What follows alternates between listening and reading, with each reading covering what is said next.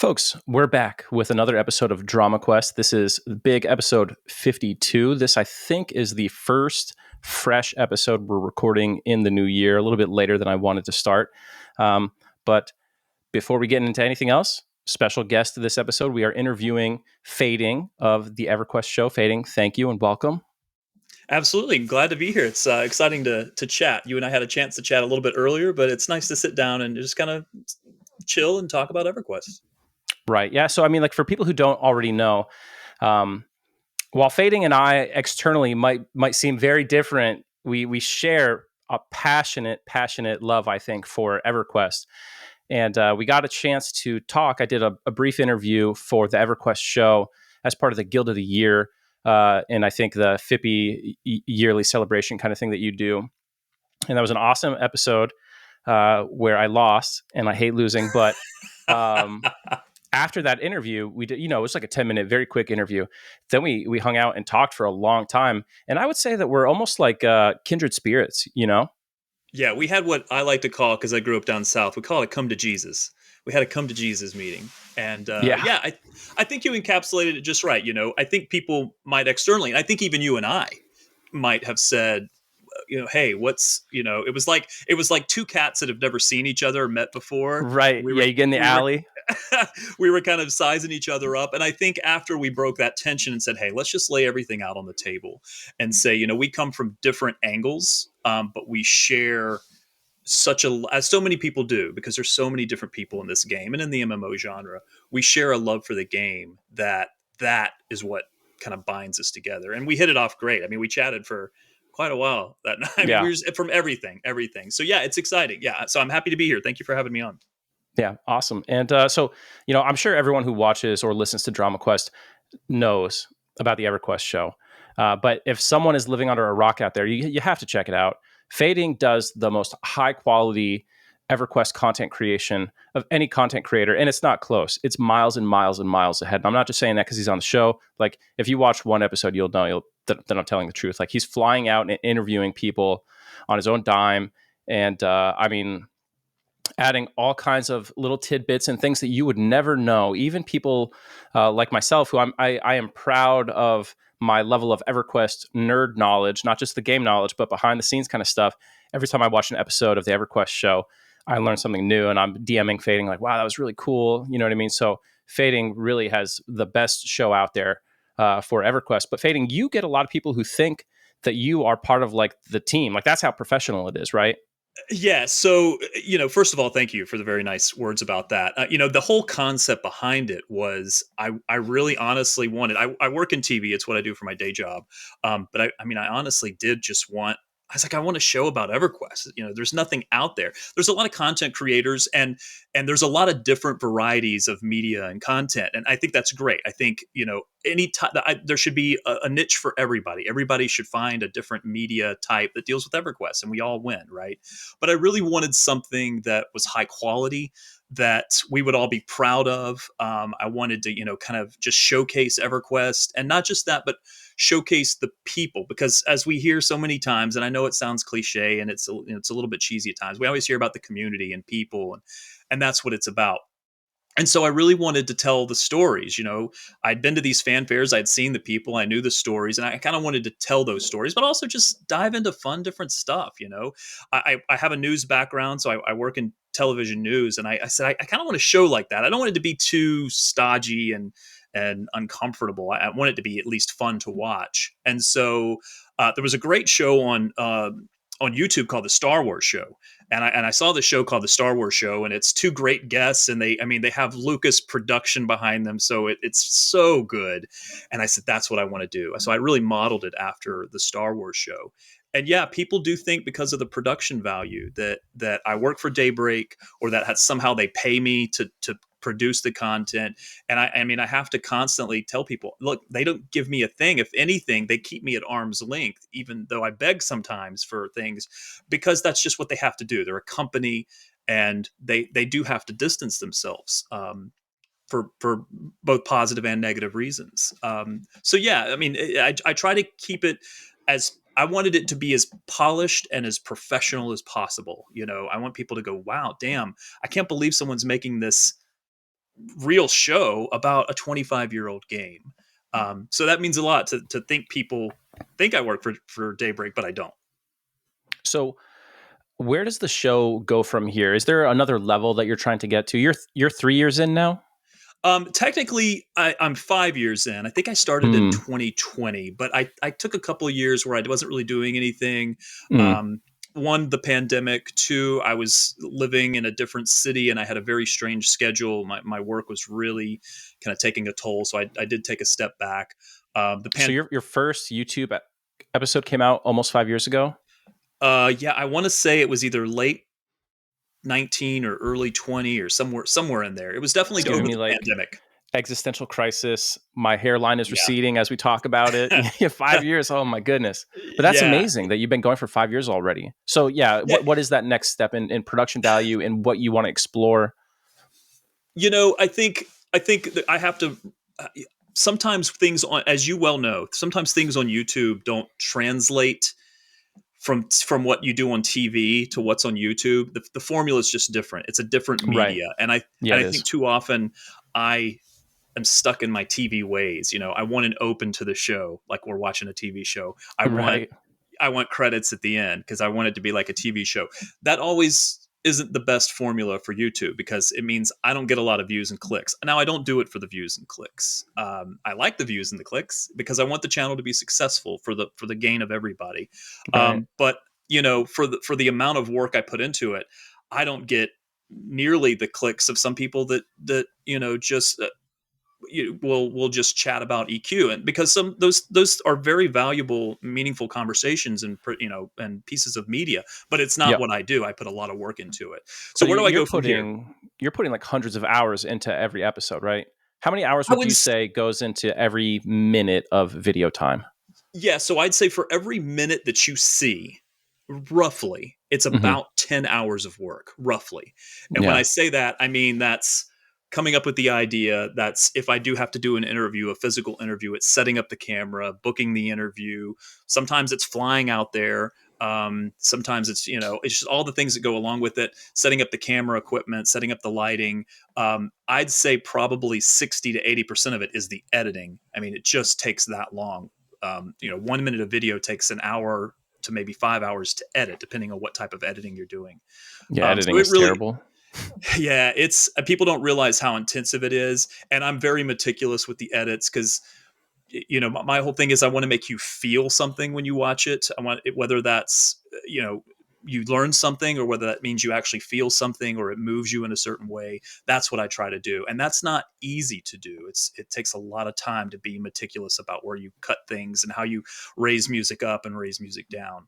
Let me answer the question about where I go from here, because I am excited about the what we call the fourth season now that we're going to be heading into this year.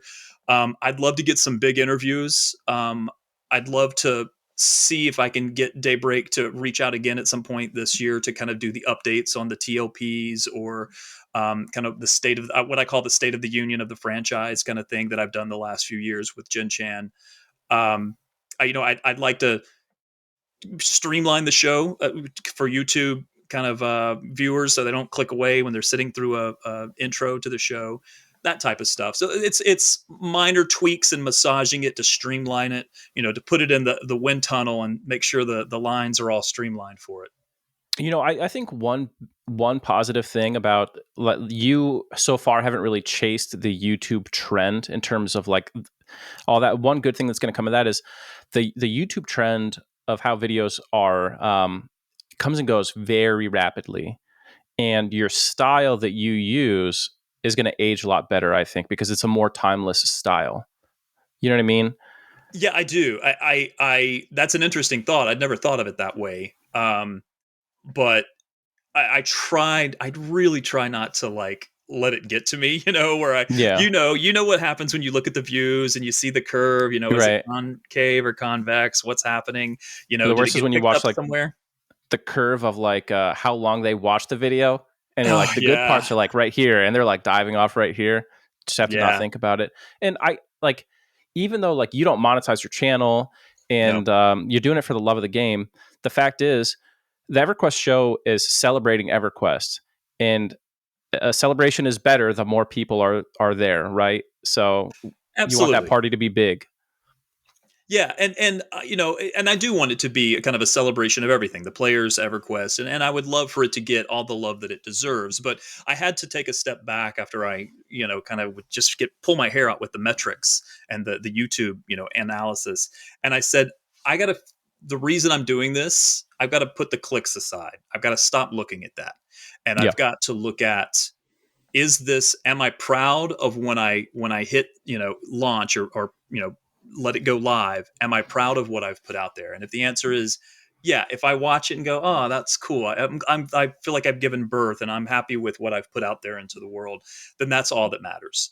um, and so I think it's tough to do that because we are so driven by the metrics, but at a certain point it's the only way I can stay sane and continue to want to do it. Have you ever thought about what you do or could do to influence not just the player base, but the direction of the game itself? That sounds kind of arrogant, you know what I mean? But you No, can have an effect, you know? No, I do think about that. I think about it. I'll give you an example of where I think I can maybe put my finger on the pulse and maybe go steer in a different direction. I do legitimately think that having a player meetup, while while Fippy Fest wasn't what I wanted it to be, it was amazing. It was absolutely amazing, and I liked the idea. I would have also liked an alternate version of that where it's more for the masses. But I do think the ideas and the fact that they were listening to that, I do feel like I nudged in the right direction. I feel like I had a voice to say, you guys have got to have a player meetup. You've got to have a fan meetup. You've got to have a fan meetup. And I think they took that to heart because I was not just saying I was the sole reason, but I think having a number of people saying that, including myself, they said, hey, we really should do something to celebrate this big year that they had. In that Yeah. way, I can help out. I don't think I really don't go into the specifics of the game. This spell or this Oh, class. yeah, I don't yeah. really dive into that, yeah, as much. I would love to, but it's not. It doesn't fit with the style of the show. Right. Yeah, definitely. And I think the kind of stuff you're talking about is perfect for the content creator to really work on. Unless you're the sort of person who's like content is about peak gameplay kind of stuff, then Yeah, maybe you're on the community resource counselor or whatever it's called, and you provide your feedback that way. But for your kind of stuff, I think pushing for more opportunities to get the community to get together is great. What do you think of like basically doing a player meetup that is organized by the players, and you just invite like, hey, Jay Chan, we have like 1,000 people who are planning to come, you want to come talk at it? And you know what I mean, you just kind of trick them into doing it. yeah. So I actually played around with this idea last year at Gen Con because the way Gen Con, for those that don't know, Gen Con is a huge board gaming convention that happens every year in Indianapolis, Indiana, which is where I live, and it is really a pop culture convention. It's like any other Comic Con, but this one's really focused on board gaming. And I also think that there's a huge overlap between that board gaming community and the EverQuest community, more so than maybe at a general Comic Con. But the way it's set up is that if you like playing Magic the Gathering, but you have your own special rules of Magic the Gathering that you like to play, you can set up tournaments with your own rule set. And it's the way it's built, you can do these little socketed events into that. Hmm. And so I thought, wouldn't it be cool to just do a EverQuest fan meetup as a built-in kind of mini convention into Gen Con because it's set up for that. And I looked into it. How many developers could I have out there? How much would it cost me to fly them out here, pay for a couple of hotels? How many people would I need to sell it to at what ticket price? Could I fly out Paul Romero to do a concert for us? He's one of the composers for the Planes of Power music. Right. Could I have all these big different events? Could I do a screening of maybe a special behind the scenes EverQuest show, or could I have them do special things? So yes, I definitely considered that. Could I do a swag bag? How much swag could I put in there? Could I do special things? Would the company work with me on that? It does get a little dicey. It's kind of overwhelming because I've never planned anything like that. But there's definitely, if I really wanted to do it, I think I could do it. But boy, it's a heavy lift. Yeah, yeah, it is. It's a lot. There's so many little things, you know what I mean, that you get caught up in all that. with the swag bags, I mean, if you sacrifice a little bit of your collection, you have like half of all the EverQuest artifacts that exist. So just dump them out I'm there. There's no way. There's no Yeah, way. I want the swag bag just so I have more swag for myself in my own right. swag bag that I would get. Yeah. So they're gonna bury Um, me with my Vide bust. Okay. yeah. How many do you have? Do you have one? I only have one. Y- yeah, fading. People only have one Okay. of things. Okay. Sometimes you have to have two. You have to have one that's on display, and you have to have one that you keep in a sealed box that doesn't get dusty. Right. Yeah, no, I've got my one. I've got a lot of stuff that like my I used to own a house in Georgia and it was a lot bigger and I could display everything. Yeah. But my job I move every 2-3 years and my current house much smaller. So hopefully the next one, I'm moving again this summer, will be big enough for me to have all my things on display. The important priorities. Right, exactly. Yeah, like all my action figures that are complete in the box are all stuffed away in this closet behind me. I only have the loose guys out here on the shelf, but Yeah. That's what I have behind me there. Yeah. you know, they'll get their But time in the yeah, sun. I am a collector as well, so I do. There are a lot of things I don't have, but I have most of the things I want from the collection wise, and I try to. I'm a much more of a collector and a kind of a meta EverQuest person than I am internal to the game. So to me, it's like the whole EverQuest universe, all the different games, everything. If it says EverQuest on it, I want something to do with it. But when Yeah. you get into the like minutia of EverQuest, then I kind of lose the thread on it a little bit. I'm not so much a min maxer. I know enough about the game. I've been playing it long enough, but there's certainly many people know a lot more than I do about the internal workings of the game. When I was running a guild over on Mangler, the amount of knowledge that people know about the games and every spell and how much aggro this particular spell is for this versus this spell, it just blows my mind. EverQuest is really like a knowledge game instead of a performance game. People say there's no skill to EverQuest. I disagree, but the skill is your ability to like organize and recall and educate people with knowledge quickly. You know what I mean? Like, Yeah. Are you familiar with the Bartle scale or the Bartle? What's the idea of gamers and how gamers are classified? Are you familiar with that at all? no, I use the Ranger Mafia method, but tell me about the Bartle. So Bartle is a guy who did studies on gamers, specifically in like MUDs, but it applies really heavily to MMOs, and it breaks down basically gamers into four types. And I kind of would put it on a little bit of a scale or almost like a XY plane. But the four types, I believe, are socializers. We all know socializers. We're all going to be parts of these, but to varying degrees. There's the socializers. There's the achievers. The ones that really want to do all the achievements or min max or really kind of complete everything in the game. There's the explorers, which I think is where I am. I think I'm much more of an explorer, maybe a socializer. And then there's the killers. And the killers are the ones where typically it applies to more of the first person shooter type games. Right. Um, but I think most people are somewhere in that frame. Every has different varying degrees of it. Right. But I think for me, I'm definitely an explorer and and a socializer. I'm a little bit of an achiever as well, but not so much. The min maxing, how many levels I have, how many AAs I have, how long it takes me to do something that doesn't. I don't really. It doesn't move me to do anything. But going to explore this place, every little inch of the map, I love that. I think to have that achiever mindset, at least a really hardcore achiever mindset, you have to tie a little bit of your personal self worth into your character or your presence in the game. You know what I mean? Like Yeah. you feel better, you feel you are more complete when you are the first person to do XYZ.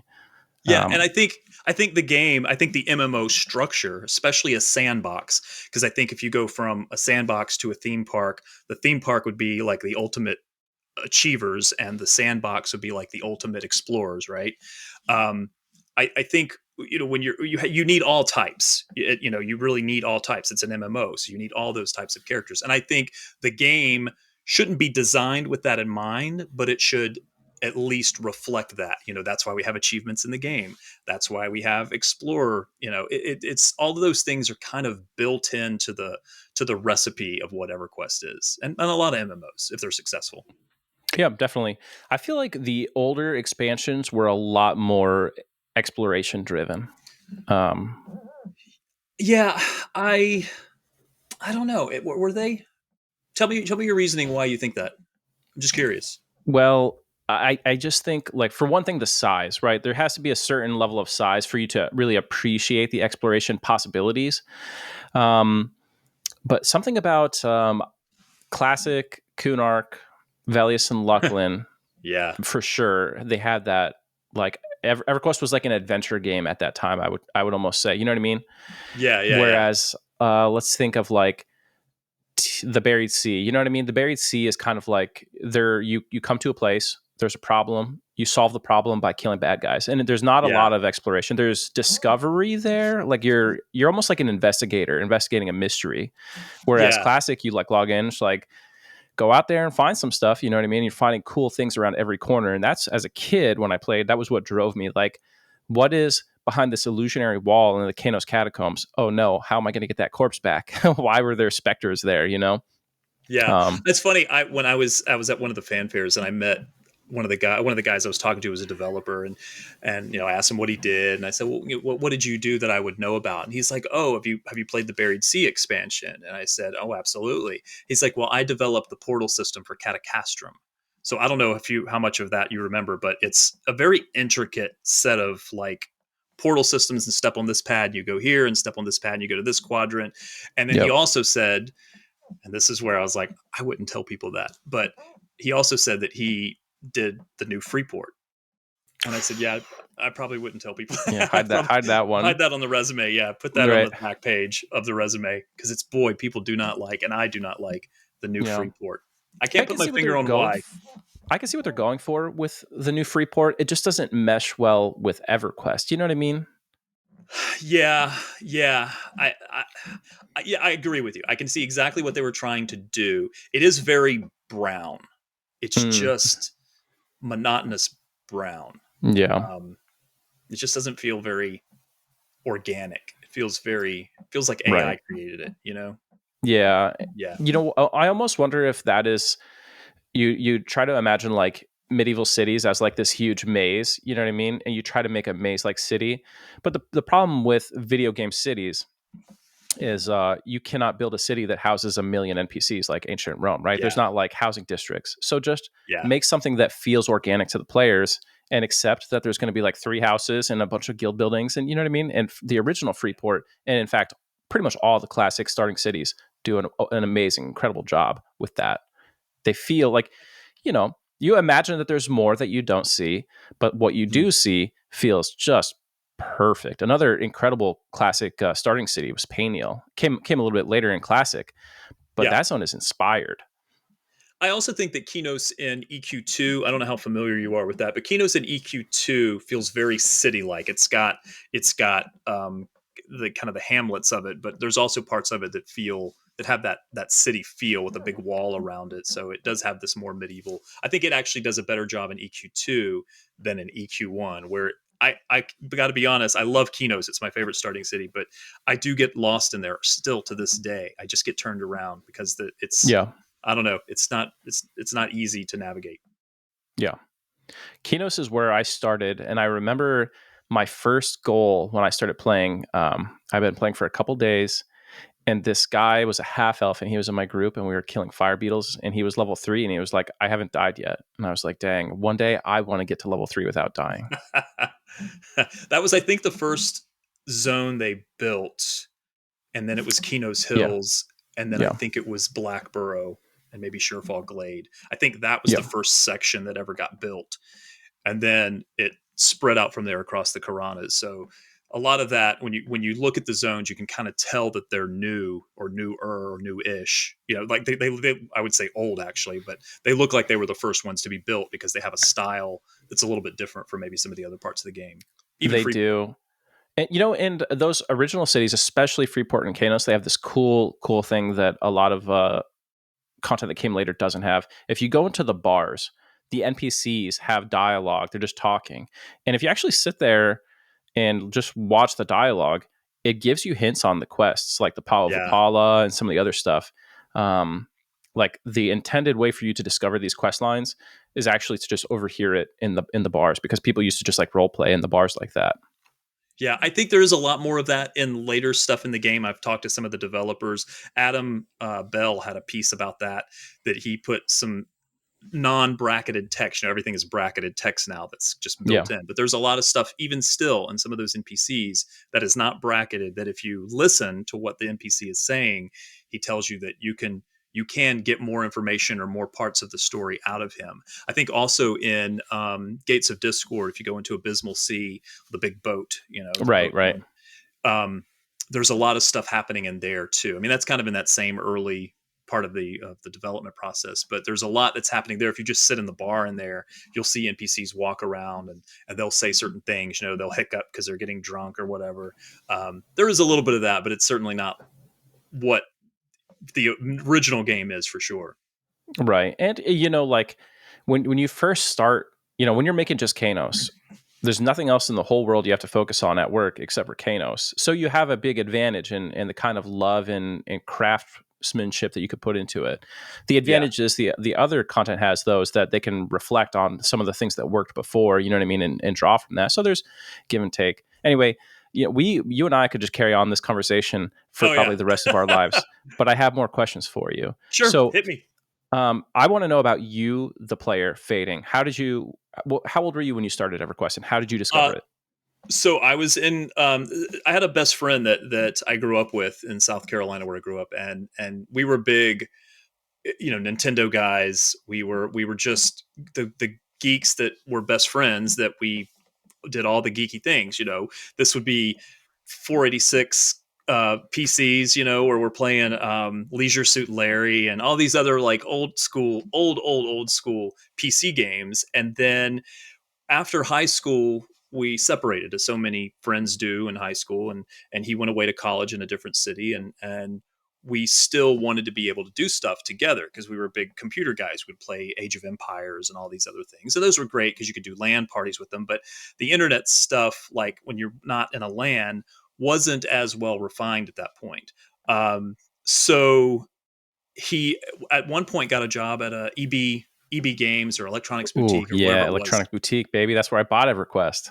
Yeah, whatever it was at the time, that's what he was. He was a manager of one of those, and I thought it was amazing, right? My best friend. Oh my gosh, he now runs a EB Games or Electronics Boutique, and so he came back home from college or something. He's like, I want you to try this game with me, and I was like, dude, I don't want to try this game.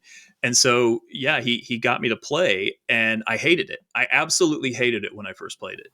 Wow. Um, I said I don't like it because I was a console gamer, right? I was a Nintendo guy. Right. Nintendo, Yeah. Super Nintendo. I want a joystick in my hand, Yeah. and the keyboard thing and the mouse just didn't sit right with me. It just didn't feel like I was playing a game at that point.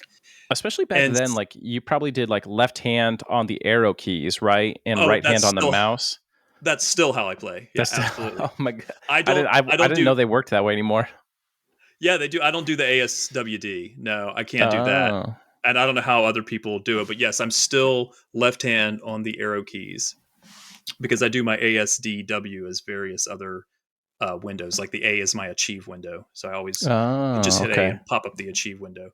But yeah, I absolutely hated it, and he played with me for a little bit. We played off and on. We were out in uh, Everfrost killing mammoths. As I was a little ranger at that point. I think I'd gotten to level 9 or 10, and he was way better at it than I was. And I really just didn't like it.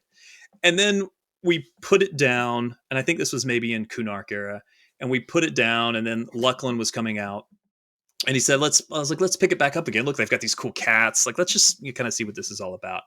And then we started playing it again, and then I just took off, and he didn't play it anymore, and I didn't look back after that. I was just I don't know what it was that Hmm. clicked, but it clicked in a way that I just couldn't put it down. I mean, I don't want to say I was addicted because I don't think that was what the case was, but I certainly enjoyed playing the hell out of it. Yeah. And when you came back in Luckland, what did you play? So I tried. I think we were both kiddies at the first time. We were Vashir, so I think I played a shaman, and I didn't like that very much. I Hmm. like the spellcasters. I like playing a spellcaster. I never had much playing melees. Just didn't. it didn't feel good to me. So Yeah. I tried the shaman, and then I said, let me try this enchanter. I actually I played a wizard for a little bit, and they had the fade spell. The spell is called fade. I think it's like a shadow step, Yeah. and I thought that was the coolest thing. Look, I can like shadow step around. That's awesome. So I tried to create a wizard, and I was going to name him Fade. It was already taken because it's a 4-letter name. You couldn't, by this point, all the 4-letter names were taken. And so I was like, let me try this enchanter. I've not played that. Let me see what that's like. And so couldn't come up with fade, couldn't come up with variations on it. So I just called him fading. And that's where that name came from. So it was an enchanter fading. And again, it was just kind of not looking back and just kept going with that. Okay, that's awesome. Yeah, it's funny that you mentioned the shaman because shaman is like the only class I can't get into. I think you have to have a certain type of brain, you know what I mean, to really dig into the Yeah. shaman. I mean, I know they're powerful and I know they can do a lot. They're both in their buffing and in their healing and their dotting, but it just, I don't know, it just doesn't do anything for me. Yeah, I think for me, I'd order them as enchanter, druid, top. It's hard for me to pick between those two. And then probably cleric, probably necro wizard, and then maybe into some of the hybrids. I'd put the melees just bottom right for there, me. solid at the bottom. Yeah, Yeah, just because I just don't enjoy playing a melee. yeah, But that's just again for me, how I like to play. yeah. Um, the people I know who main shamans, they only play shamans too. They've Mm. never switched in like 20 years. They've always just been shaman, shaman, shaman, and they're really good at it. But yeah, there's something about shaman, the way it plays, that calls to some people. Enchanter is kind of the same way. Some people are just absolutely enchanters to the core, and they can't even play any other MMOs because there's nothing like the EverQuest Enchanter. I agree with that. That I agree with. And when I interviewed Jeffrey Zatkin, who basically created all of the core classes, he tells a story about how he created the enchanter and how he analyzed the spell system which they were creating. He built that. I mean, he built that whole spell system of how are the NPCs functioning. What type of variables did the NPCs have? They have an aggro range. Okay, well, let's build spells off of changing that aggro range because those are the things that he could manipulate in the game. And so that's how he built the spell system. And then because he's a brilliant game designer. I mean, just absolutely brilliant to think up the way all those things are going to weave together. And he talks about that's how he wanted to build the enchanter, so that it was a class that could be very powerful but do almost no DPS, direct DPS at least. And he was going to prove that to Bill Trost or to one of the other kind of head honchos that, hey, I could build a class that does this. And that's what he ended up doing with the enchanter. Now, of course, we all know what happened from that charm. He's kind of OP and you can kind of destroy anything if you charm the right mob. Of course, those are unintended consequences, but the bare um, essence of what those initial classes are just brilliant. So Yeah, smart. 100%. And they had nothing besides basically Dungeons and Dragons to reflect on. That's the amazing thing, right? I mean, I've tried to find out why EverQuest is so special. What is it? And I did a whole piece on it in the Fippy Awards. It's special because of the people, and I get that. But there is something to be said about the certain number of specific individual people that came together in building this game. Jeffrey Zatkin, who came up with designing some of the dungeons and designing the real core mechanics of classes and the spell system.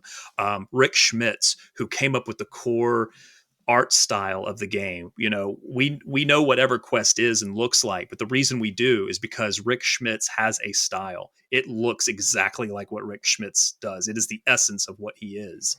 And then you had, Brad, you had Bill Trost, you had these real kind of savants in their own field and in their own way that I don't think you could put together. You could not find a dream team, a Justice League like this, Yeah, and put them together today. It it's a real just lightning in a was bottle kind of situation there. absolutely, absolutely. I think that's a good portion of it. I think there's other things that happen. I think being first, or kind of being the first major contender in the market, is also one of the reasons why. But yeah, there's a lot of reasons. It's kind of a case study. Yeah, I mean, you could feel in the early expansions, and this is not to take anything away from the later stuff, but Sure. I feel like in classic so much, especially classic, you could feel the love in like every zone. You know what I mean? Like Guck I it, think and there's. Yeah, go ahead. Go ahead. I mean, like Guck and Crushbone and Blackbro, they all, there's no dungeons that hit like those early dungeons in EverQuest. Not in later EverQuest, not in any other game I've ever played. Other games that are trying to copy EverQuest, even now, their zones mostly feel like video games at Yeah, I best. They think feel there's like a two game. reasons. There's two reasons why that happened, and I know this because I asked Jeffrey Zatkin that exact question. Why do those feel different?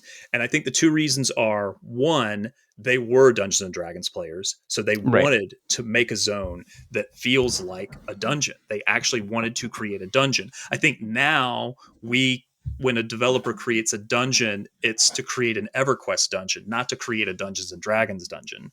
I Right. think the other reason is because it was such an innocent, oblivious, we don't even know what we're doing kind of a thing, that there's some freedom in that to create what you end up with, which is, Guck and Blackborough and Sebalus, even in the Kunark era, that you don't you it's almost there's almost an innocence to it that you just have the freedom to do it. And there's something kind of beautiful in that where you're not constrained by what you think that needs to be because you now have the EverQuest mentality of how the game mechanics work to build Right. a Yeah. dungeon around that. It's got to have Um, camps, and there's got to be like named here with. exactly. Yeah, the walls need to be this far apart so people don't get crowded in there. So the Right. pathing of the game, that we want to make sure the pathing is right. And when you ignore all that, sometimes you end up with junk. But I think in the beginning, because they were so careful of making it good, that you ended up with what you got, which was great.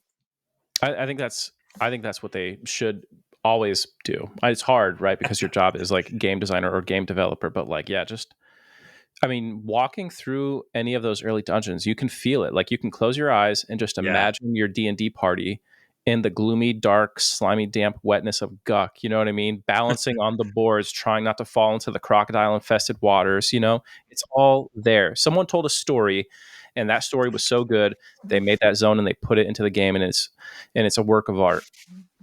Yeah, I think I don't want to take away from the way they build the game now because it's efficient, it's beautiful, it's intricate, and it's very smart. I think they're very smart about all those things. But I think it's a trade-off, right? It's a balance, it's a seesaw. Mhm. You do lose one for the other. Right.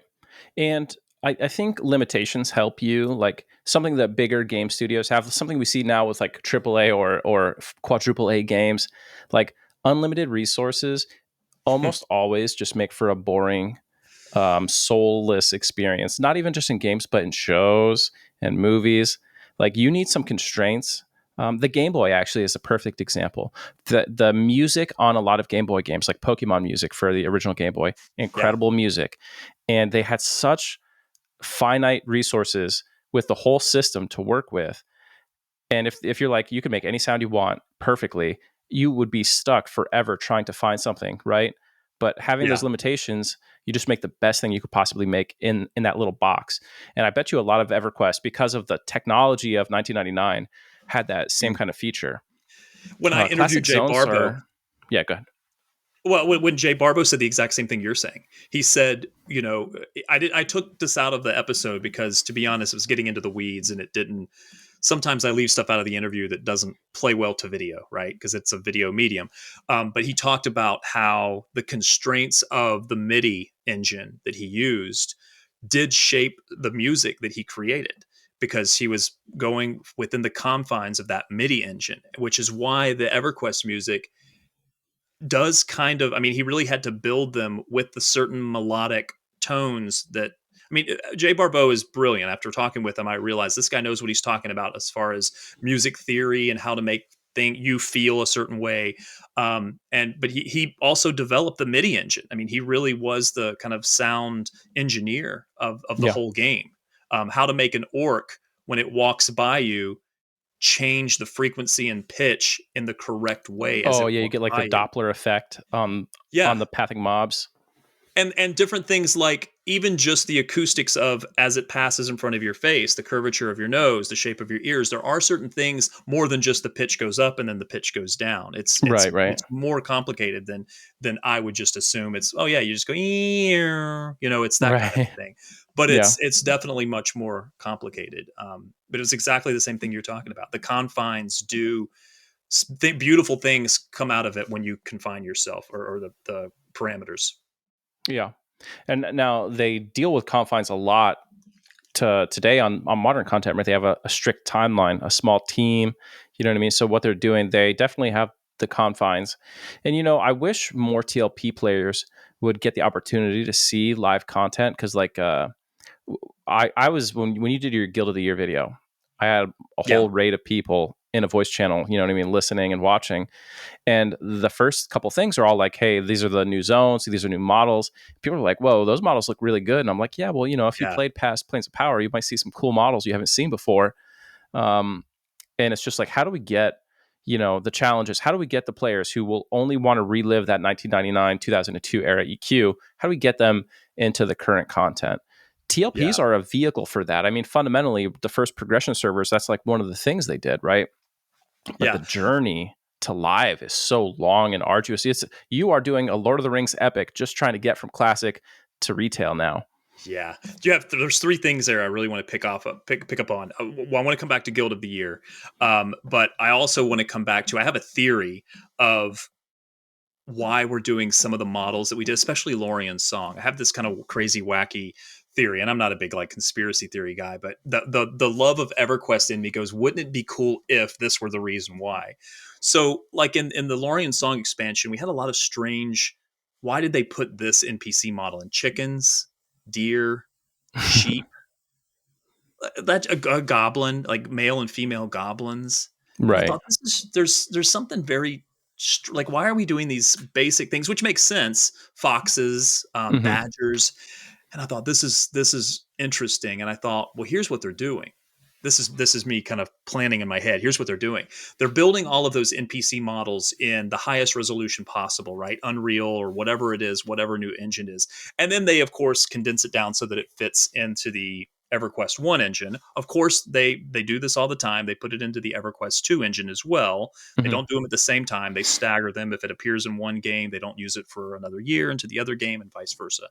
Um, but then also now you have those assets for a new EverQuest game. So you've already built the deer, and then you get more out of your team, right? So then, I mean, it's really kind of brilliant and efficient. And now for a new game, if you're going to create it, you already have the NPC model for deer, for foxes, all the basic things that you can put in a starting forest zone. And that's what sheep, chickens, that's your starting little city, right? You start with maybe Kinos before it was Kinos. Maybe you go back in time for the so these are all the things that I'm going through my head. I'm going, it wouldn't that be interesting if that's why they're doing it?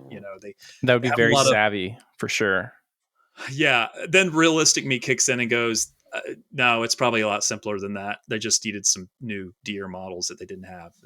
So anyway, It's almost like too good of an idea for a business in the modern society to do something like that. You know what I mean?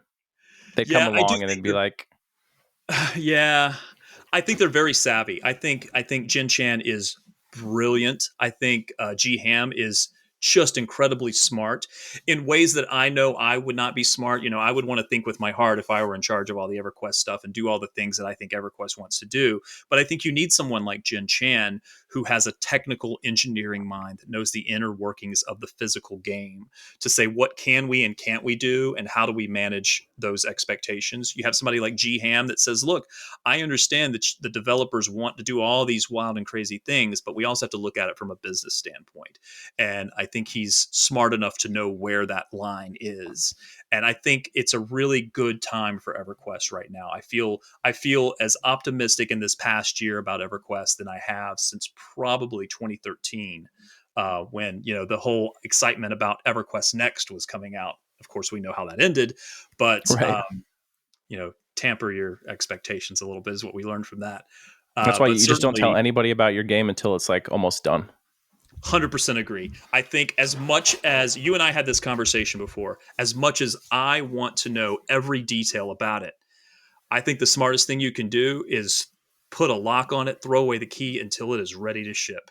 And then Yep. there's no expectations that people can be let down by. And here's the other thing I'll add to that. Also, what I try to do with the EverQuest show is tell the players, look, I know you want EverQuest with new graphics and you want all these things to be the essence of EverQuest with a new game, but you also have to lower your expectations a little bit and realize we already have a game like EverQuest. It's called EverQuest. We already have that. That Right. is what it is. And to be honest, I think some people, if you were to update the graphics for EverQuest, would hate it because the nostalgia is those blocky fox models and the blocky wolf models walking around. I think they tried that. They tried to take the old NPC models out of the starting zones and turn them They into the did. new Yeah. NPC models. And the players revolted and they had to put them all the old ones back in. So it's just weird little quirky things like that. Yeah, we didn't on TLP. We didn't. Agnar was when we finally got the old models back for all those monsters. Before that, we had like the new ones. And I came from a long break from EQ, probably from like DON or Omens of War when I played Okay. as a kid, and then I came back when I was like 18 or something. So I don't know how many years that was. At least 6 years or so. And I played on the TLP servers, and I didn't realize how wrong it looked until they swapped it, and I was like, "Oh man, this is so much better," especially Yeah. when you're in the older zones because there's no, there's a little bit of a clashing between like the new models in like Kanos or something, right? Yeah. It's out At of least place. It's dichotomous. Yeah. Yeah, at least Freeport was a slightly updated zone as well. Like all those, that whole side of Antonica was updated a little bit, so they didn't clash that much. But what was really bad were the spore enemies in Cebalus when they were like Yeah. that holographic purple head. I was like, oh man, this is not how it used to be, right? Yeah, yeah, yeah. I think you have to. It's such a balance that the developers have to walk a tightrope between the Hmm. nostalgia and keeping that feeling going, and then also playing. You guys never going to update the player models? Well, yeah, they do. They have beautiful player models, or at least NPC models, not necessarily player models, but the NPC Yeah, models are absolutely stunning. yeah. I mean, like if you see some of those same enemy models, like in Depths of Dark Hollow, where they originally came out, they look great. They do. Yeah, It's just about that verisimilitude, like blending in with the environment, that that art style, the whole art style, has to be cohesive. And that's why I like that they moved towards keeping it how it was. So especially as a TLP player, primarily you progress through the eras and you feel the change too, which I yeah. think is good. Yeah, I think progressing through for people that have never done it, give it a chance. Seriously, I know you love going through Kunark and Velius, and it's in your heart. But I think once you play, if you've never played through Gates of Destruction, it's phenomenal. If I mean every single expansion, I could fall in love with as I play Hmm. through it over and over and over again. They're all fantastic. Some better than others, but Yeah, they're all pretty good. yeah. Now the I don't I wanted to do a video about like what I call the TLP problem, just like the general issue with TLPs right now. But I want to talk to you about it, so I'm going to ruin that and talk to you about it. And the Okay, thing, yeah, when I say the TLP problem, TLPs are great. Okay, so this is just something that people have to have a little bit of nuance on. I'm talking about the primary issue afflicting TLPs today. So that, in my opinion, is the timeline. There are so many expansions now that it's too long. And the purpose of a progression server, a progression guild, a progression community is to progress, right? Where? To the end. You want to reach live. It's inherent, it's implicit in starting on these servers, but it's just become too long. The original, like 2007 era progression servers, it took them like 1-2 years. You know what I mean? Very yeah. reasonable. And the 3 month servers, 4-5 years back in the day, but now we're like 7 years. 7 years is like I might die. I don't know. You know what I mean? It's a 7 years lot. is Yeah. unthinkable. So how do we get players to experience all the content, but shorten that timeline? Like where can we chop a little bit of time off? What do as you much as think? I as much as I would like every player, and I would like to honestly like tour guide them through every single expansion, and I have done that. I did it for my guild on Mangler. Once we got to Underfoot, then it becomes difficult, as you know. I mean, each expansion has its own kind of like pro and con, but I'll reframe the problem. is that a problem? Is that the problem? Do you need everyone to be completionist and go through um, the whole? I would love everybody to experience everything that EverQuest has to offer. Again, I'm the explorer. I want to see every single zone in the game. I don't know that that's the best business model. Yeah. And it's going to be controversial, I know, but I think the people that jump the TLPs, they're kind of okay with that. They like playing the new and the new economy and the way things are fresh. I think the secret sauce and the reason I'm glad I'm not making the decisions, because I don't even know where I would begin, is what is that new TLP that is not only going to draw people to want to play it, but that also doesn't necessarily cannibalize from your already successful TLPs that you have, especially the latest. What are you going to do this year that's not going to take away from Teak necessarily, or Tormax, if there's anybody left on Tormax? Um, how are you going to make it interesting and get people to want to play again if they're not playing already, to keep your money coming in because people are paying Hmm. for subscriptions? I don't know what that answer is. I think you do use the um, what is it called, first engage, or whatever the official encounter locking. Oh, encounter locking. Yeah. Yeah, I think you do use that again this year, because it's different from the last one, but I think it's got to be different from Oakwind in a big way. I Yeah. don't know what that is, but when I did a lot of the interviews for the Guild of the Year, I have a whole section. You and I talked about it. I think That's EQ Baby talked about it, and I think what was the other TLP guild? Um, Not Rampage. Nightfall's Guard. Nightfall's Guard. Thank you. They talked a little bit about TLPs and their kind of philosophy about it, what they think makes a good TLP and not a good TLP. I specifically asked them those questions because they were guilds on TLPs, and I think they had a lot of different opinions. There are a lot of different opinions, and that's good. I mean, everybody's going to have a different opinion of what they like or what they don't like, and that's great. I think it's the not cannibalizing the other TLPs that's the hard part. I've always wondered, do they care, like, or is that part of the plan? They have to. It has to be clear, right? That you start the new TLP, the most recent one has a precipitous drop in their population almost every year, I would assume. I wonder what level of new player we actually see in EverQuest as a whole, because like Teak, the most popular server ever, is what they said at Fippy Fest and stuff, right? Yeah. Um, does that mean all the other servers are correspondingly weaker? Are other servers just balancing time with Teak, or is there a huge influx of players who were totally inactive and they came back and tried it? I have no doubt in my mind, and people dismiss this and say, "Oh, they don't care. They don't even think about this stuff." I have no doubt in my mind that the team Darkpaw that comes up with the idea for the TLP and then implements it, that they are as strategic about implementing it as they possibly can be. I'm not saying it always works out the way they want it to. I think sometimes they go, "Oh, this just didn't work," and sometimes it's not going to work. Tormax would be kind of the example here. I think it's a good idea. I like Tormax, but I think Mhm. in Teak's shadow, it was just eclipsed. It couldn't compete. They need more TLP players on the resource council. I I don't think know the what you mean. resource council is like very live guild focused, but if they had more TLP players on the resource council, they probably could have saved themselves the Tormax situation, because anybody in my circle, and I mean this not just my friends, but the people who are in that hardcore community, could have told you what was going to happen with Tormax. Yeah, I don't know. I mean, look, if you would have asked me, I would have said they would have been equal, Hmm. because I'm oblivious, because I'm oblivious to the people that really love that Teak style. So I think Yeah. and maybe there were people on the team that thought the same way I do, that yeah, who of course I wouldn't want to play on Tormax and not Teak, because Tormax is like the essence of what I believe EverQuest is. But I think those changing the rule sets, pulling the levers a little bit to find what makes the players really want to play it, is good. I also think that they're very smart about this goes back to what we were talking about earlier. There is a reason why. When do players usually leave? It's after Pop, right? Pop is Right. kind of yeah. Well, Pop is what, the fourth expansion? Fourth, right? Yeah. So if there's 3 months between each expansion, 3 months times four, that's a full year. That's when the new Yep. TLP comes out. So it is by design I don't think that's a bad thing. I do think it's detrimental to the completionist idea that you and I have talked about, wanting to have the players see everything.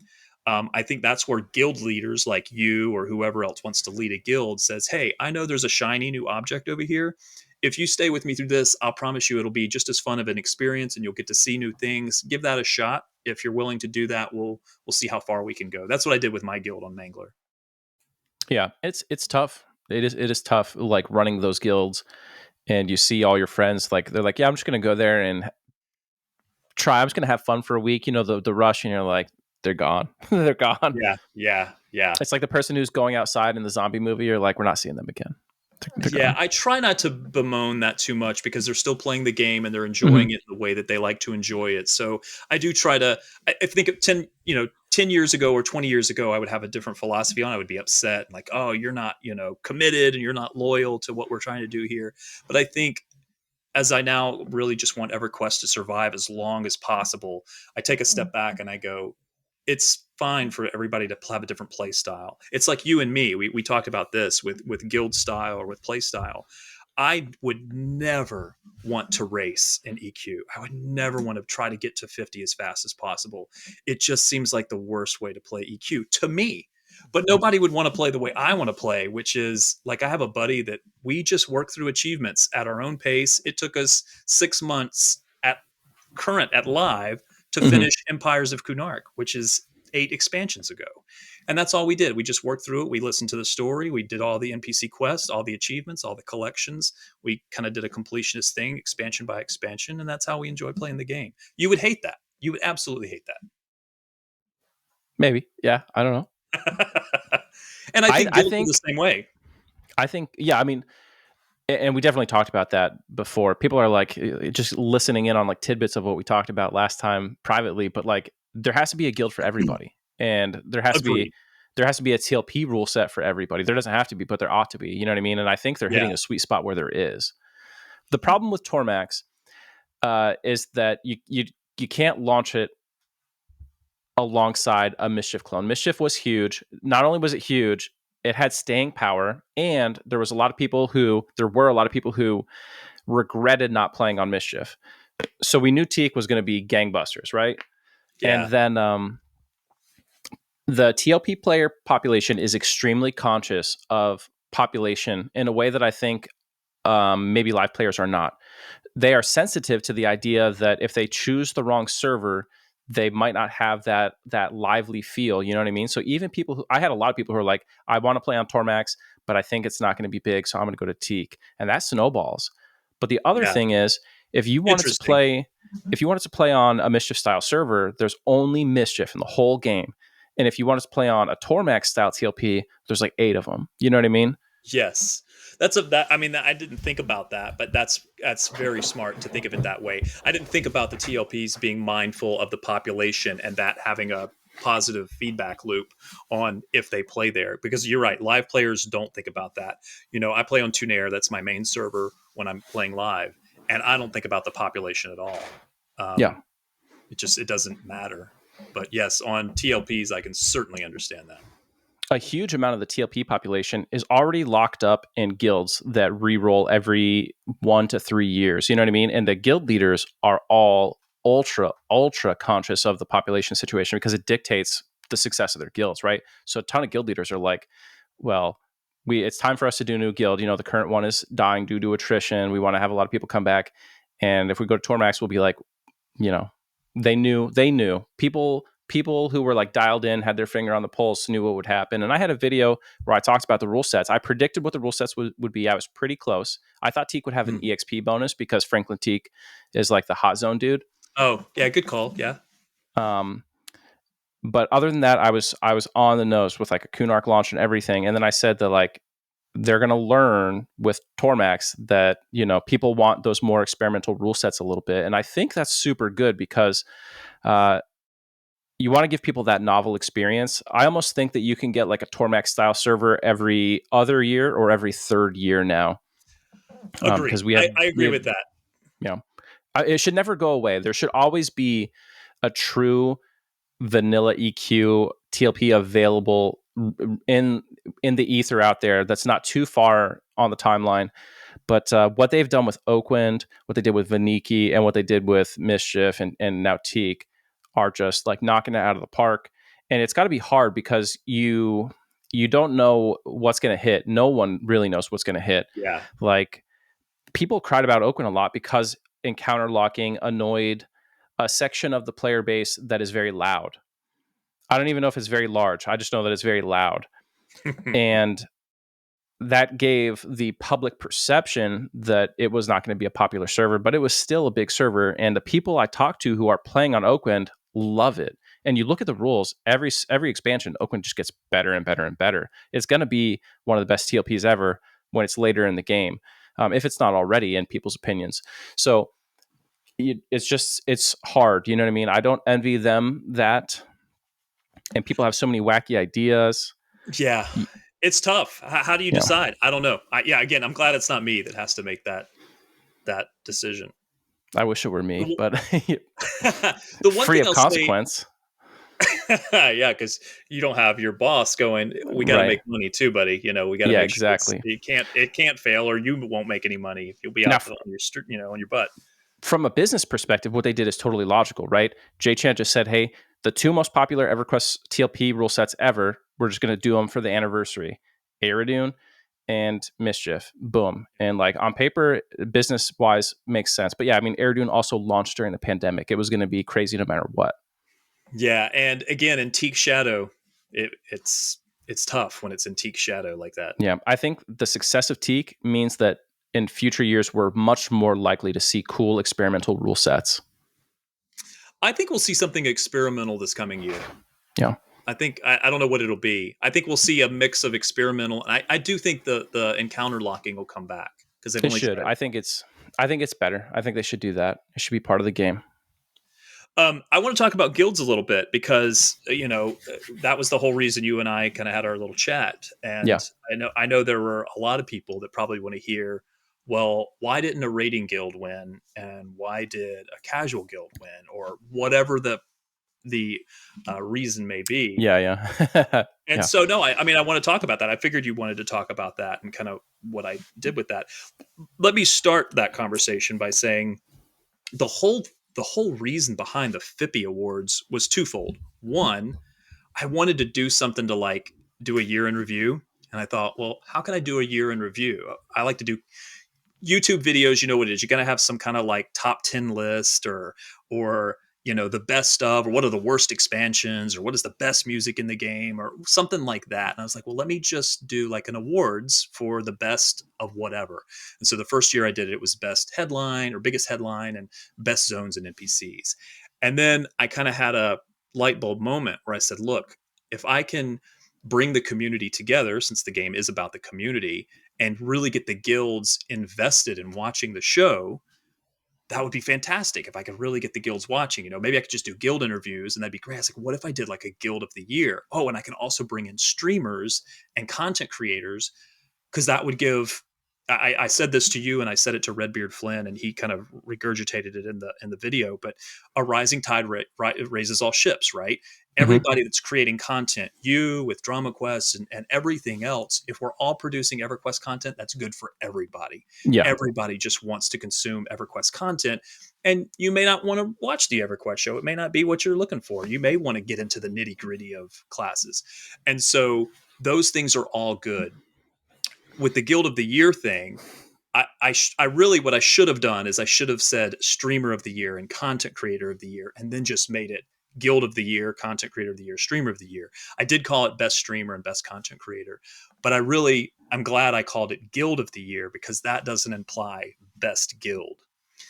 The other thing I wanted to do was, it takes a lot of time and energy to put these videos together. And I said, what if I can have them submit videos? That way they're doing a lot of the kind of creation of the video.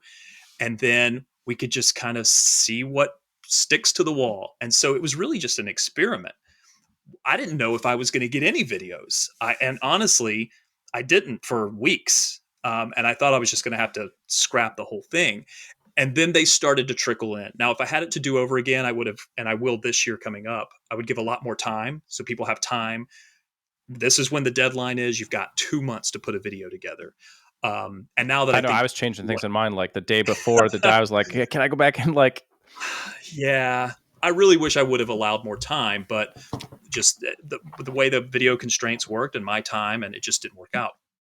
And so I definitely do that next year. But really, as time went on and we got closer to the deadline date that I set, videos started coming in, and they started getting better and better. And I was like, oh man, this is actually working. Like guilds, you love your guilds so much. I mean, it really just becomes an extension of you. You pour your heart and soul in it, especially as a guild leader or as a major guild contributor. You just, I mean, you get emotionally invested in that. And I wanted to show that, and I wanted people to show. And what happened organically that I'm very proud of, that wasn't even something I thought about until after the award ceremony, was that almost all types of guilds were represented. You had live guilds and you had TLP guilds. You had casual guilds, social guilds. You had hardcore. You had the racers and the speed the speeders. You had you had EverQuest II guilds, you had EverQuest I guilds. And so I was like, wow, it's like we got a United Nations of guilds that are represented. Um, is one guild better than the other? Absolutely not. To me, what ended up being the deciding factor, and I know your guildies and you are also saying, no, it's bullshit. No, we think Faceless is the best. I get it. Um, but where I feel like the deciding factor for me was because the EverQuest show is a video medium.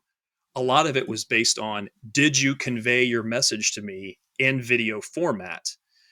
I think all of the nominees did. Some understood the assignment a lot better than others, and I was proud with that. The right winner was selected because I mean, that video from Emerald Alliance is Reborn. They understood the assignment, and then after interviewing all of the guild leaders, first of all, it gave me an appreciation for everybody. That everybody's got a different way to play, and none of them are wrong, none of them are right. It's just different. We're all different. We all have a different way to play. Um, and I do enjoy casual guilds. I hope next year, if I do this, and I plan to do this next year, that, with more time, people can throw some amazing things at me and tell me why your raiding guild or your racing guild or whatever, I don't know what you guys refer to it as, will really just knock my socks off. You had a very compelling guild story. Was it as good a message in the video component and in the other components of it that swayed the judges? No, I think Emerald Alliance is Reborn just had a better video. Is a silly video of a 1 minute video? Does that make your guild better than the other guild? No, but that's not why it's called Best Guild. It's Mhm. not called Best Guild. It's called Guild of the Year. It was a way to showcase it, and they had a good video. It's as simple as Yeah. that. Well, when we spoke, I told you, I in fact I think I've said it several times, just between us, that I thought the Emerald Alliance had the best video by a wide margin. Theirs was the Yeah. best, for sure. And I think that, and this maybe isn't something that you considered. I think they are also the safest pick, the least drama pick. You know what I mean? The other guilds will all have some kind of like, oh, well, we hate that guild. No one hates the Emerald Alliance Reborn. You know what I Oh mean? no, there were people that were, and I ignored or removed the comments of Hmm. people that said anything nasty about Hmm. one of the other guilds. I try to focus on, kind of being optimistic and not negative. It just makes your There were guild look people, terrible when you do that kind of thing. If you yeah. talk trash about another guild in this sort of setting.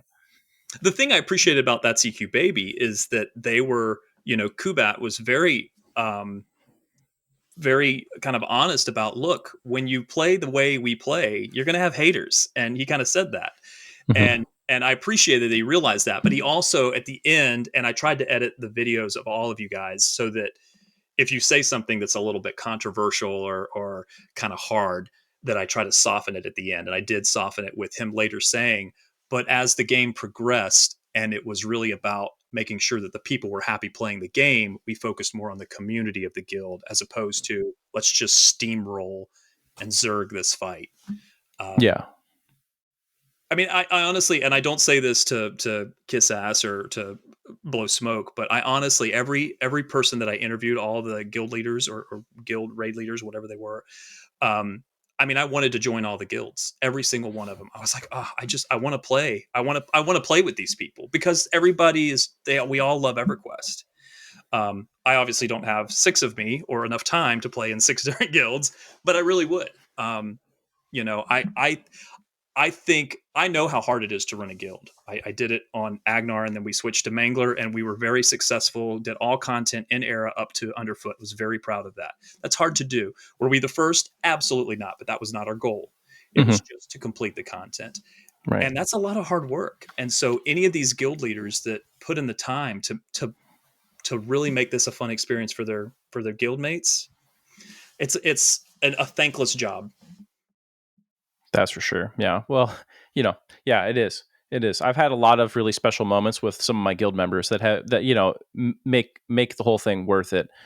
But you do get beat up sometimes. Now, You do. um, I thought it was great. I thought it was a great episode, and absolutely, Emerald Alliance deserves their flowers, and they did have the best video, 100%. However, I would be remiss if I did not advocate for my guild. You know what I mean? Like I'm here. I'm here for the home Oh, team, I baby. agree. Let's go. No, I know. Yeah. I will say this. I also the other thing I didn't want to happen is because I know in the past I created videos with Township Rebellion. I mean, Yeah. they've helped me get things. So the other thing I also had to do, and I told them straight up, I said, "Here's what I'm doing. I want you guys to submit because you obviously have the name, the notoriety. You're an amazing guild, but I have to separate myself Hmm. from you guys. I cannot help you with the video. I can give you the same guidance that I give anybody else that asks me questions about what I'm looking for."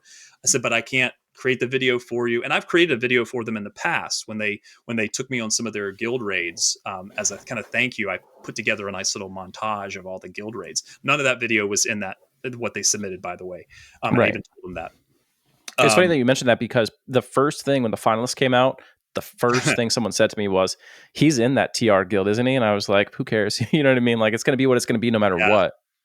And I also didn't want the opposite to happen. I didn't want my potentially shaded view of you, which was, I don't want to say bad, but it was, shaded. I'll say it that Hmm. way, Hmm. to impact. Would I not allow? I don't want anyone to say that I disallowed Faceless to be in that running. Hmm. If they put out a good video, they deserve to be there. If they tell me why they think they're great, absolutely they should be there. Yeah. I wanted to completely remove any bias I had, both positive or negative. I wanted it to Right. be unbiased. And that's why I use the judges to really kind of rate the videos and the information that went along with it. Yeah. Um, and I mean, I think the top four were certainly it was the top four were pretty close. Hmm. It was Emerald Alliances, it was Township Rebellion. I thought they did a great video. They were right up there, in my opinion, Hmm. with EAR. I think the Riders of the Storm video for EQ2 was was even more compelling than TR, but from a video standpoint, I wish they would have used a voice or something more organic than just text on the screen. That was the Right. only thing that I would have done. And then I think Faceless would be the fourth there. The thing with Faceless video, just that I would do differently, is I would I always tell people, and this is something you learn when you do broadcasting or broadcast journalism. My old teacher used to say, people never remember what you say; they remember how you made them feel. Hmm. You've got to tug at those heartstrings or whatever it is, whatever emotion you're trying to drive home. You've got to hit that. It's Yeah. why when the Super Bowl is coming up. I don't know when this will air, but the Super Bowl is coming up when we're having this interview, and those Super Bowl videos. There's always the Budweiser commercial that has nothing to do with beer. Has nothing to do with beer, but boy, it just makes you like your heart, whatever it is, the veteran or whatever. It tugs at your heartstrings because that's how it works. That's how Hmm. marketing works, and that's what Right. I think those videos should be. I also think it was good to give a spotlight to all those guilds. Oh yeah, definitely. Now Give for them some Faceless, notoriety. I think our video was probably the worst in my opinion. Like me, and I made the video. I wish I had put more time into it. I'm not an incredible video editor, which is why I do a podcast because I lean into my strengths here. You're Um, lucky. I hate it too. I hate it too. uh, I hate the editing. It sucks. yeah, and yeah, I you I know, think you had the most compelling facts, honestly. On Right. Like I paper. think obviously I think Faceless is the best guild. But like when you look at the things that are facts about the guild, like the video, terrible, yes, but you look at the infographic for like 15 seconds, right? The money raised for charity, the huge Absolutely. number of expansion wins, and then like the thing that it stands out the most to me about Faceless, and I shouldn't be like tooting my own horn here, but it's really No, the you guild. absolutely should. There are 3 Faceless guilds in EverQuest right now, and each one of them is the top guild on their server, and That's amazing. two of those are top on the 2 most popular EverQuest servers of all time.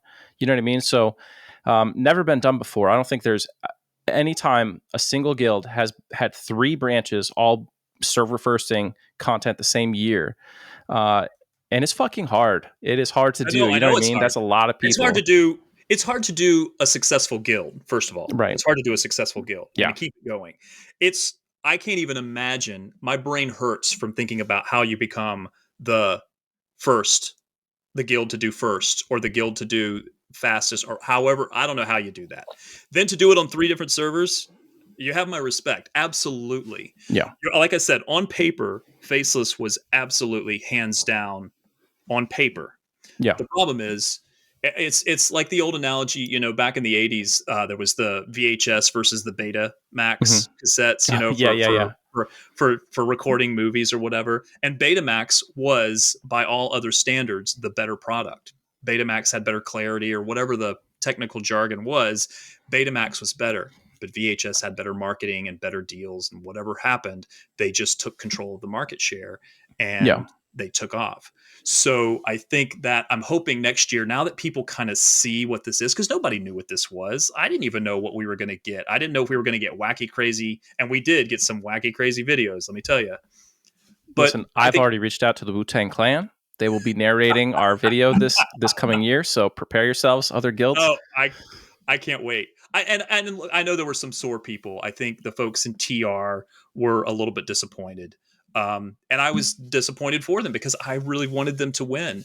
But again, unbiased and trying to take a step back, I think the guild that won the guild of the year was the right one. I'll tell you this too. The other 2 that were nominated, that CQ Baby and why is my brain not working? Nightfall's Guard. Yes, thank you, Night Falls Guard. I think they had great videos as well. They were different. I too would have probably packaged those a little bit different. The 2 that were real close, I mean, it could have been those 2 guilds plus Chill Mode and We Are Rampage, or Rampage Unleashed, whatever their official guild title is. Those were like neck and neck. They just eked out to decide those last 2 spots. It Yeah. could have been any See, 4 of it's those. it's so interesting to hear from your perspective because you see the video and you look so heavily in the video, and I look at these guilds having played on the other side of them many times, and I'm like, that guild sucks. Those guys are all terrible, and they're like, I hope they don't win because they're like always really mean. You know what I mean? Like, and people think that about Faceless too. I'm sure you saw. Yeah. Yeah, I Um, mean, even when I was on Agnar, and I was on Agnar, we hated Faceless because they had the reputation, being the racing guild, of being, sorry, I'm on your podcast saying this, but they were kind of the assholes of the server. this is Whether a they perfect place deserved to that say it, by title. the way. People mostly are hate watching Drama Quest. No, I'm just kidding, but Well, they I mean, know. it was just because I didn't know anything. And again, I sincerely do believe that there's guilds for everybody and that all guilds are good. When you start doing nefarious things, that's when I'm like, okay, yeah, you really are a jerk. But I don't think there's anything better or worse about a rating guild versus a casual, or a guild that does speed races versus one that just goes through the content at their own pace. I really don't think there's no right or wrong way to play EverQuest. Yeah, I as was long as actually you're impressed not by how many. as long as you Go know ahead. you're not cheating. That's the only wrong way. Agreed. That I'll agree with you on. I do. I will say this: I was surprised by how many guilds submitted, given A, the short amount of time, and B, not knowing what it was. Yeah. So I was very happy with the outcome of it. I'm really hoping that next year all the same guilds will rethink things and put things together and really just blow the hell off. Blow the Could doors I off the could place. I make a request? Absolutely. The timeline that you put out for videos, not how long we had to submit them, but the video length, 60 seconds. I submitted a 69-second video, which I think should have been bonus points. But um, would you be open to having a longer format, like 3 minutes kind of thing? I didn't ding anybody for having a video that was longer than that, and there were several. I think the Nightfall's Guard video was approaching 3 or 4 minutes. There were some videos that were substantially longer than that. I'm too Even much I of a think. rule follower to break it to that degree. I can only do it for a funny effect, but that's it. Yeah, I think it's where's the borderline? Is 30 seconds too little? I think so. Yeah. 60 seconds I think is a good mark because by that point people aren't going to lose interest. I think remember I've got to at some point narrow down to however many number I have and I've got to Hmm. show all those videos or at least give a good idea about all those videos and people have to watch them and judge or whatever however we do the deciding. I think once you go beyond that it really becomes this is too cumbersome. Like there is a point. Is 10 minutes too long? Why not an hour? Yeah, You know, right, right. Submit your documentary. yeah. So I think there's certainly a sweet spot. Yeah. I will definitely split the EQ2 and EQ1 guilds. There were only two EQ2 guilds that submitted, and one thankfully was nominated. But I'm hoping that now that people see it and they will have more time, that I will get a whole suite of EQ2 guilds and a whole suite of EQ1 guilds. I've thought about, but I think it's a bad idea splitting that category up anymore. I don't think you do a rating guild. I don't think you do a casual guild. I think that's diluting it too much. And then Yeah. everybody, it's like giving out a trophy for everybody. I think just it's more of a spotlight on the guild that year. And also any of the nominees, it spotlights them as well. Whether you win the stupid, silly little award that I made up or not, you get the hey, this is there's a type of guild out there like this. Hey, that guy's really cool. I mean, seriously, everybody that you, Kubat, Avenue, somebody, they were all super cool. And I honestly was like, I should roll a tune over there. I should roll a character over there, and I just want to hang out with these guys. It was really cool to do that. I enjoyed it a lot. Yeah. Yeah. Avenue hit me up and said, "Hey, congrats on, on your guild being Oh, that's represented great. there and everything." Yeah, I'll I'll tell you more. I'll tell you more after this, not recorded. Avenue and I have been on the opposite sides of the battlefield a few times, in this whole thing. Um, but when I think about it, you think it's silly, but the thing is, I think about that anecdote from ancient Greece, right? It was like Persians were learning about the Olympic Games in Greece, and they're like, "Wow, what are they competing for?" And it's like just an olive wreath. And they said, like, how could you conquer a civilization where people train this hard and compete like this for an olive wreath? To me, victory is the reward. I don't need anything other than knowing that for one moment in time, you were the best. I That's what it's hope, about. I hope, I hope you put together a hell of a video and knock my socks off and win Oh, it's going to next be year. I really Inspector do. Deck, RZA, I Jizza. just be careful of this. And I will say for any of the other guilds that may be listening, the one thing that thankfully almost every guild except for one or maybe two had this issue with is watch copyright. Because anything that infringes Mhm. on copyright, if I have to air it in my show, it dings my channel because I'm airing the copyright. So if you can stay away from that, use kind of free songs that are out there. I think Nightfall's Guard had that very catchy kind of hard hitting song that was, I think it was just a song that was out there that they used. Or EverQuest music is always great as well. I try Yep. to do that with my show. Is almost all the music is EverQuest or EverQuest related in some way. EverQuest has enough good music of different quality, of like like how it sounds, that you could definitely Yeah, do the EverQuest background. Like we had that really ominous song in our background. yeah, People didn't even realize, just zone into Crushbone and stand there for 5 seconds. It's the same thing yeah. that's in our video. That's right out of EQ. And again, pulling on those nostalgia strings, right? I mean, Hmm. that's what you want to do. It's how you make people feel, not necessarily what you say. You have to have a good message, and you guys did have a good message, but Yeah. really, you had to pull on those heartstrings. And also, I had several, numerous people judge these and kind of rank them and what they said, Hmm. and I had when I said to them when I prefaced them, I said, "You can judge these in whatever way you see fit. Here's the criteria I gave them. Here was their assignment, so you kind of know what they were expecting to respond to. But also consider the video, consider what's in the video, either spoken or unspoken. For example, I think in your video you had different raid fights, and some of the raid fights were impressive. I think you Yeah. had you had They were all contested raid encounters, except for one or two like deeper in the expansion lineup. But a lot of them were like open world raids against other guilds, some of which were nominated for Guild of the Year too. Um, So I wanted that to be a Yeah. consideration. Consider what you're seeing. It's not, don't just make it pretty eye candy. Like, Hmm. also as the judge, realize, and some of the people that were watching those videos had knew nothing about EverQuest. They were just judging it from the video. Some people that were judging that knew everything about EverQuest. And so they really could base on, I wanted different prisms for it to be viewed through. But I also said, also consider what they've submitted as their little Hmm. guild message. Also go through that and look at it. I gave very kind of explicit instructions that these are the things that you should consider, and everything fell the way I expected it to fall. I think with two exceptions, um, and it wasn't Guild of the Year; it was in the other categories, Hmm. everything lined up exactly where I expected it to. There weren't any major surprises at least in the Guild of the Year um, category. The streamer and the content creator, um, they were the ones I felt were the strongest, but they were also the ones that most people voted for. And the surprising thing in the NPC and the zone category was it was all dragons. I mean, if it was nothing trumps dragons. If it's I dragons, mean, king. predictable outcome, right? Yeah, I the thought anniversary Lucan might tower. win the EQ2 one because he's like, so, I would vote for Lucan because he's Lucan. Agreed. That was my favorite, but that was the one that shocked me the most. It was those undead dragons, which I think might have even just been a reskin, not Hmm. necessarily a full NPC model, but I wasn't 100% sure. Um, Well, but yeah, people that's need the to one that. be, they need to put new locks on their doors if they didn't vote for Lucan because Tony Garcia is out there. And if you have seen his Instagram, he is not messing around. Oh Okay. He's yeah, going to come for you with that EQ2 dev sword. yeah.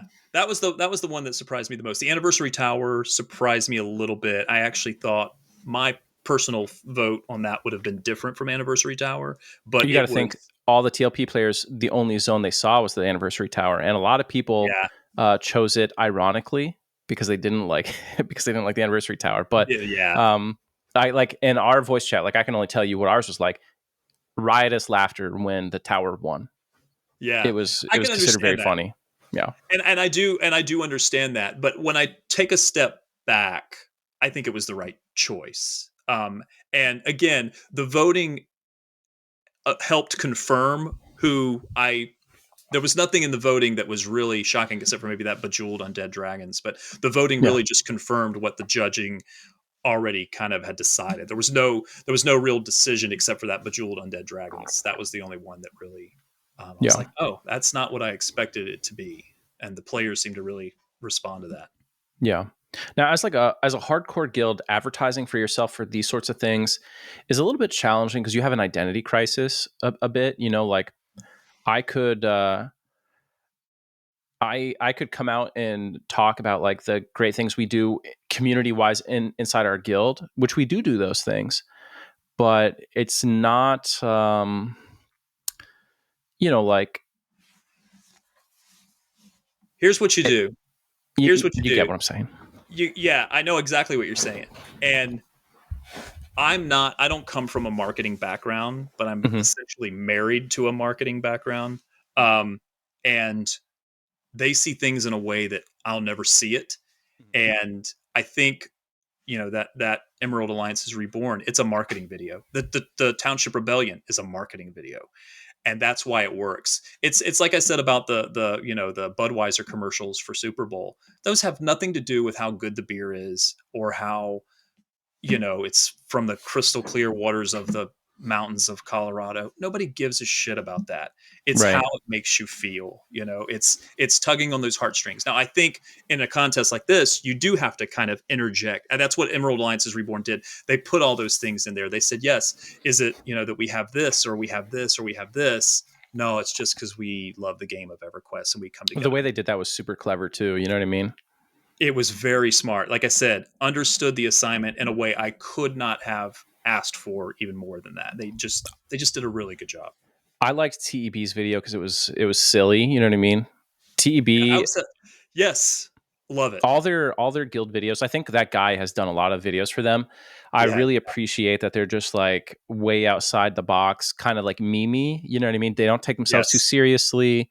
At least now. You know what I mean? That's a guild that Yeah. used to take itself very seriously. But I really liked their video a lot too. I thought it was And I great. wanted that. I wanted that. I even said in the kind of request, I said it could be funny, it could be a joke, it could be obscure out there. Think outside the box, do something different. That make it the same way that you and I are talking about. It's memorable because it was just kind of out there. I mean, they Hmm. had his head on a I mean, it was just the strangest thing, but we remember it. It was certainly Right. memorable. And I It's think perfect. honestly I loved it. Yeah.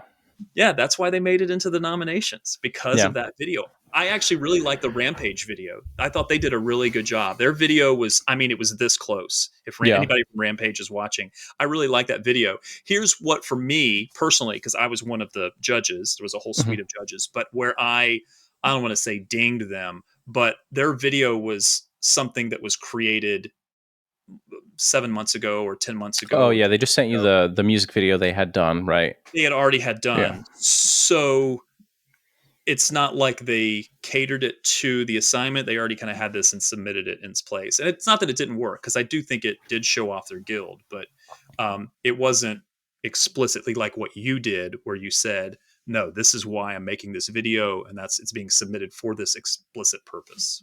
Yeah. I'm biased against Rampage. Not a fan right now. I like a Oh, lot of those not a guys, and fan. yeah, I'm not, and we could talk about Hmm. this because it's DramaQuest, right? Right, so I could do this, but I know yeah, nothing personally, about them, guild so politics right now, I'm not a huge fan of Rampage. In the past, I've been really friendly with some of their leadership, sure. and I'll kind of leave It's it at eighth. that. That's eighth, right? He is part of the leadership team now, but Okay. yeah, there's other members of the team like Smackage and some of the guys there that I get along with pretty dang well. Okay, I can only speak to chatting with Eighth, and he was just absolutely lovely and wonderful. Everybody that I spoke with, all of the streamers, all that they were just the nicest, coolest people. It's funny. It's like when you and I get together and talk. You start talking about EverQuest, and you're just the best friends. You just want to talk Hmm. all night about it. I mean, I think that's like everybody. When you take away when there's not a limited resource, people just get along like human nature. When I took a couple years off of doing like hardcore guilds and I was just streaming on Twitch playing Airdoon, like doing like casual stuff, a lot of the guys that I had animosity with as guild leaders were like, "Hey man, you're pretty cool," and we got along and we became friends. And then Yeah, because you're two not in a pressure cooker. right, and then we end up on the same server in the future, and it's like, Mm, and now we're yeah, frenemies or just yeah, enemies. You know what I mean? But yeah. I showed you some of the DMs I get and that kind of stuff, right?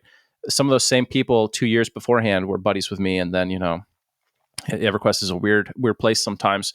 Yeah. Um, If any of the guilds that are listening are just because I had a couple of people, some they didn't tell me who it was, but they said, I said, "Gosh, I really hope none of your guildmates are upset that they didn't win this silly little award thing that I created."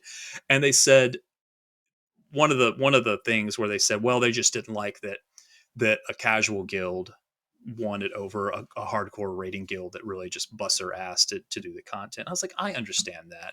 I said, I hope that they will, just don't take it so seriously. I mean, I'm glad it was taken seriously because that means people were watching and they put value on it. And I love that. I think it's wonderful.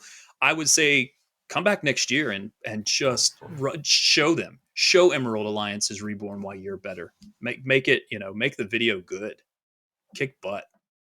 yeah, so it's funny. I think it's a no-win situation if when it comes to those rating guilds, if another rating guild had won, they'd be like, "Oh, that rating guild won. Those guys suck. They're Yeah. all cheaters." You know what I mean? Trust me. If Faceless had won, there'd be people outside your house probably with pitchforks right now. You'd be hiding out, Yeah. Yeah. and it would be that way for some of the other guilds as well. And a little bit of fiery passion is a good thing. Agreed. Yeah. Yeah. Agreed. I Same think with sports. People get fired up. If the Cowboys would ever win a Super Bowl, it would be great. yeah. But it's not going to happen till I'm long dead and gone. It's also interesting that, and I'm glad I didn't do it as best guild because what metric do you use to determine whether one guild is better than the other? For me, the metric was I do a show, so I'm going to make it a video component. Well, that's the best Hmm. way I could do it with other factors that go along with it, but that's really the metric. I mean, for you and for others, it's how fast can we do it. So there's a leaderboard of how quickly things are happening. That's the Right. metric for it. But But those that guilds doesn't are the necessarily. exact type of guild that do not need to know who the best guild is, because we have a finish line already. You know what I mean? It's very Yeah, clear cut. yeah. I was first. I'm the best. We are the best guild. You are the second best guild. Great. What you're like, we don't need to know who the best guild is. First, everyone's biased. Second, when it comes to best, there are performance metrics which are concrete and are easily accessible. Everyone knows, Realm of Insanity or SR, whatever I don't know the acronym, Silent Redemption. Everyone knows those are the top 2 retail guilds, right? They're the fastest, and that's what being a top rating guild means. So, yeah, no one needs to like pat them on the head or declare that they're the best, because the proof is in the There's pudding. already, yeah. And I think that's why it was successful too, because it was a different metric. It wasn't that metric. It was something kind of different. Yeah. I think also, when you have so many different types of guilds out there, it's hard to compare apples and oranges sometimes. Yeah, how do you do that? I don't know. This was it was just a cute little clever way. And like I said, I hope next year it goes even better. I'm hoping to add more categories without diluting things too much. You don't want to have 600 categories, but you don't want to have 4 categories. I was very happy with the way things came out. I bet that this year, when you put out the call, by the time it's over, you get 5 times as many inputs. I hope so. I hope so. That would be amazing. Um, I really what I really wish is that I would have been able to air more of the content of all the different conversations that I had with all the different streamers and content creators and guild leaders. But you also, and this, you have a little bit of a luxury that your medium is long form. Mm-hmm. My medium is medium form, where I really Right. have to edit 10 and cut minutes. things. Yeah, I really try to keep it as tight as I can, because people Yeah. lose interest very quickly. You should just do Whereas the EQ show uncut and have episodes where it's just like, boom. People would I've eat it thought up. about it. I know, but the way I record things and the way the setup is done, it's not interesting to watch. It really isn't. You would think, oh, I would love to watch that video, but it's really not done that way. The way I do interviews and things, it's really cut up a million different ways. It's You are talking about people who enjoy auto attack and kick. well, I think people probably listen to this much more passively than Mm-hmm. actively. It's Oh yeah, probably this is something like they in your listen to. car. Absolutely. Or while you're camping a mob. Yeah. I can see people say, I've got this stupid spawn I've got to wait on. I'm trying to get this item to drop. Oh, let's put on that DramaQuest, podcast kind of a thing. For Yeah. my show, it's much more active because there's Right. video involved and there's things on the screen to look at that go with what you're listening to. It's not something you can just listen to in the car because there's a video component to it. I wanted to make like a workout show. You know what I mean? Like I want something where you're on the Oh, that's treadmill great. and you just keep EQ just pumping right into your veins the whole time. And that's I think that's what DramaQuest is. Yeah, and I think, like I said before, there's all of those different things. Mm-hmm. Everybody finds their little, field and grows their own different crop in it. That's Oh that's yeah, kind of the way definitely. it should go, I mean, and I think that's healthy. like Eighth has Mhm. a huge series of videos on like the tower. He did all Mhm. the tower guides, and they were immensely popular and very helpful. So like, there's it's crazy that a game this old there's still room for guides and stuff like that. Yeah, there's a lot of really great content out there. I think he was probably in second place, and I didn't want to do places for the guilds. At one point, I thought about it. I thought about doing, you know, fourth place, Better third, not second to. runner up. Yeah. I thought it would be too polarizing. Um, I also thought it would be good to try to keep people watching the video if I how Third place how announcement frequently. here. Exactly. Yeah. But after thinking about it, I said that's not If you're gonna it do gets a first, second, third, you can't do a finalist system. You know what I mean? yeah, it didn't seem like it was the right way to do it. There's 5 So finalists, and here's first, second, and third place. And fuck you, fifth place. I'm just kidding, but you know what I mean. exactly. That's Yeah. how it No, would no, I know feel. exactly. Yeah, and that's a debate I had with myself and with I have a few helpers with the show that I kind of bounce ideas off of just because I don't like my way. I like to have other people that have input so that I don't yell into a vacuum, you know. Yeah. Um, and I think we all kind of decided, yeah, that's probably not the best way to go. Try to keep it positive, and that seemed a little too 100%. negative for the ones that weren't at the top. No, Yeah. yeah, definitely. You did it the right way. Well, thank you. I appreciate 100%. And I hope you do it the same way next year and we just have a bigger pull and everything is about it is better and bigger than before. I mean, if we had an EQ2 category for the guild, Riders of the Storm would have been the hands down favorite. Now, granted, there were only two EQ2 videos, but it was a damn good video. I mean, it was at least top three. Their video was top three of the 15 or however many I got. Yeah. So kudos to them too. They had a really, really strong video. So now, how many episodes are you doing per season? Like, what is a season to you? 10 episodes? Season, I try to do 12-ish. 12-ish. Like once a month almost? Yeah, try to. It's, you know how it is, man. It's so difficult to create content and to keep it relevant. I've played around with releasing one a month, but then do I do weekly? For a while, I was doing, kind of This Week in EverQuest, like taking the news segment out of it and That doing it is as so one hard. little. It really was. It was a lot. Grinds you down. It did. It did. And I said, this isn't working, because what I wanted, what I did initially was it had a news segment, it had a feature story, and it had some kind of wacky zany thing, some kind of something eye candy or just whatever, a compilation or a montage. And then that was the show. And then every show kind of had that formula. It had news updates. Here's your feature story, some kind of interesting thing that nobody else was telling the story.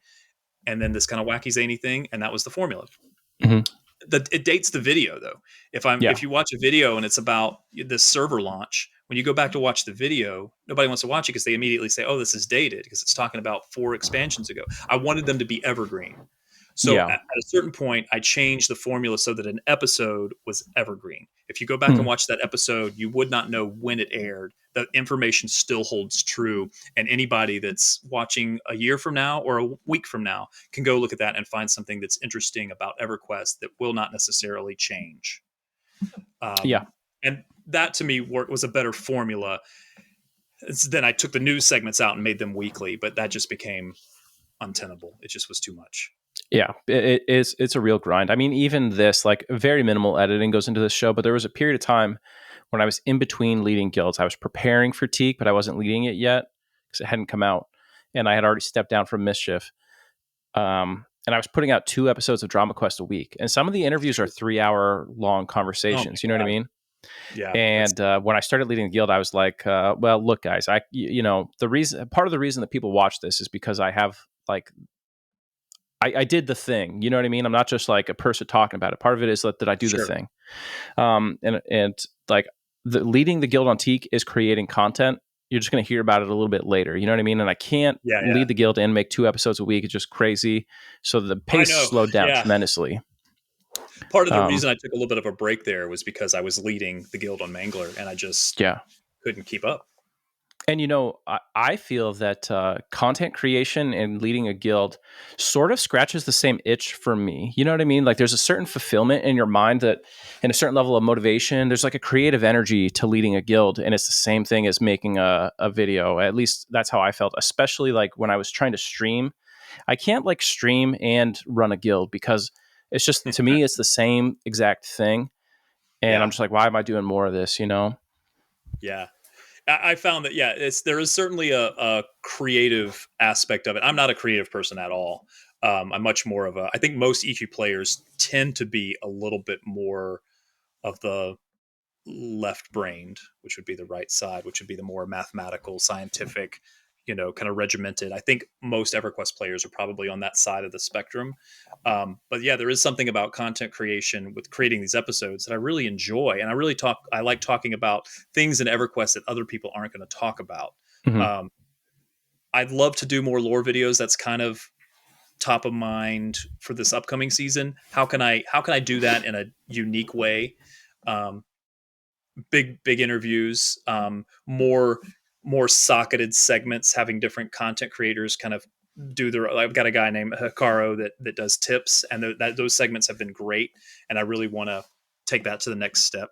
really just little things. Like he did a wayfind or a way command segment. He did a here's how you can display your armor in your house in EverQuest 2. And he did I've done one on, hey, here's add the icons to your hotkeys, because most people just have a sea of gray hot buttons where you have to Yeah. single hot Yeah. button. I'm like, no, put that spell icon there so you can. That's your oh shit button. You know that red color there because we're all visual, right? You know that's what you click for your oh shit button. It's that color. It's easier to see that red color than it is to look for where it says rune or whatever. Yeah. Yeah, definitely. There's so much possibility out there, and it's hard when you're doing it, but when it's done, you feel good. You know what I mean? It's like Yeah. you've created something. And I'm pretty hard on myself. I'm also, I want the episodes to have real legs to stand on. I try to have them somewhat themed so that all the things that you're seeing in there have kind of a similar. They all kind of work together. It's not just haphazard. I really want it to be an interesting story. I don't want it just to be a minutia. I don't want it. I don't ever do clickbait. I try to Mm, make sure it's compelling, but I never ever do clickbait because that only goes so far. yeah. Unfortunately, that means that the channel doesn't do as well as it could, as other clickbait content creators have success with. Just got to make But that crazy face and go like this and put it in the thumbnail. And yeah. exactly, I never do that. I try to keep my thumbnails very regimented, and they all have the episode number in the corner. So when you're scrolling through and you can say, "Oh, I've watched that one. Now the next one is this number.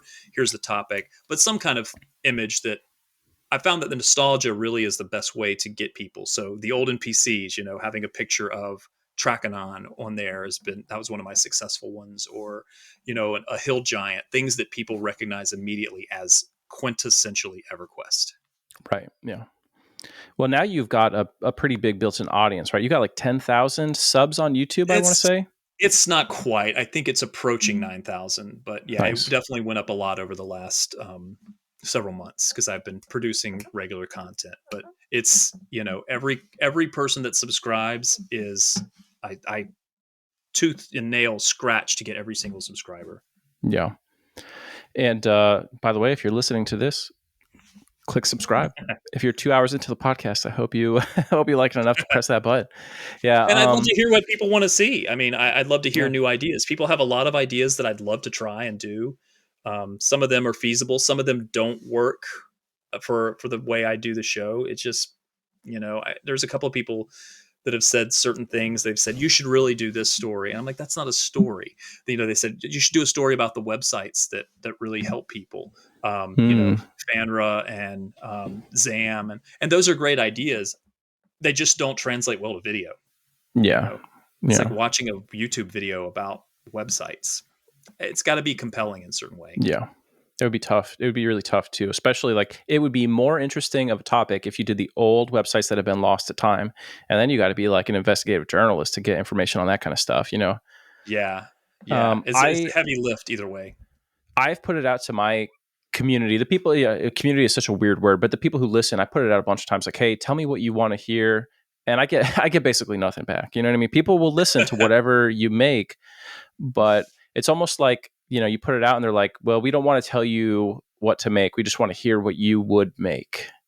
Yeah, I think that's I part of it. think I think the thing I'm going to do this year. I mean, I've got a few ideas, and I again I have some contributors that really put this out. I'm going to do a little bit of lore. I've got a kind of a package about how zones are made because I did an interview with Kevin Leidy, and he walks through how zones are made. I've still got some leftover developer content that I haven't used. So when I do a developer interviews or a suite of developer interviews, I go through and I listen to them all, and I kind of listen to what they're saying, and I say, okay, this is a story. This is a thread that ties together with this developer over here. They're all talking about cats or whatever the thing may be. So this all goes together. This makes a good package. I can package this up, and it's going to be visual. One of the other visual stories is tattoos. I want to do a Hmm. whole segment about tattoos Like because I have real life told, tattoos people get. yep, real life tattoos. Because there's a lot of them out there. When I interviewed some of the developers, a lot of the developers have real life tattoos. So I've got a lot of video of that. Carlos Mora has some. Philip Sexton has some. At the Fippy Fest, there was a guy that had the Ixar tattoo, 5 star, 5 tribes symbol on Hmm. his arm. That's cool. There's a guy that had the Solasec row on his whole back. I don't know if you saw that in the video, but he's got Wow. a full size. It's 2 feet tall Solasec row. Carlos Mora, I don't know if he wants me to give this away, but he just got a new tattoo where it's Lady Vox and Nagafin like in an embrace on his back. It's Like classic so graphics? no, No it's a reimagined? it's a reimagining of them, but it's really good fantasy art. It's Yeah. amazing. Um, and then I've told myself I'm going to make a this will be kind of a I'll say it here, but I'm going to say it on the show as well. If there is a launch of a new game, if there is a new EverQuest, I make this promise that I will get an EverQuest tattoo. So if we have a release of a new game, I'm going to get an EverQuest tattoo. I don't Nice. have any tattoos, so it'll be Yeah, my first. same. I've thought about it. If I let myself go, I think I would just come out as like an EverQuest patchwork. You know what I mean?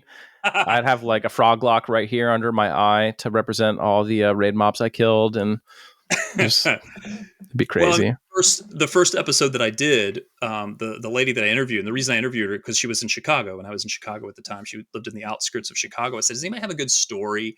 And she kind of reached out and said, "Hey, I'm in Chicago. I've got a story. I went to a lot of the fanfares, and she had the cleric epic right here, like the water sprinkler."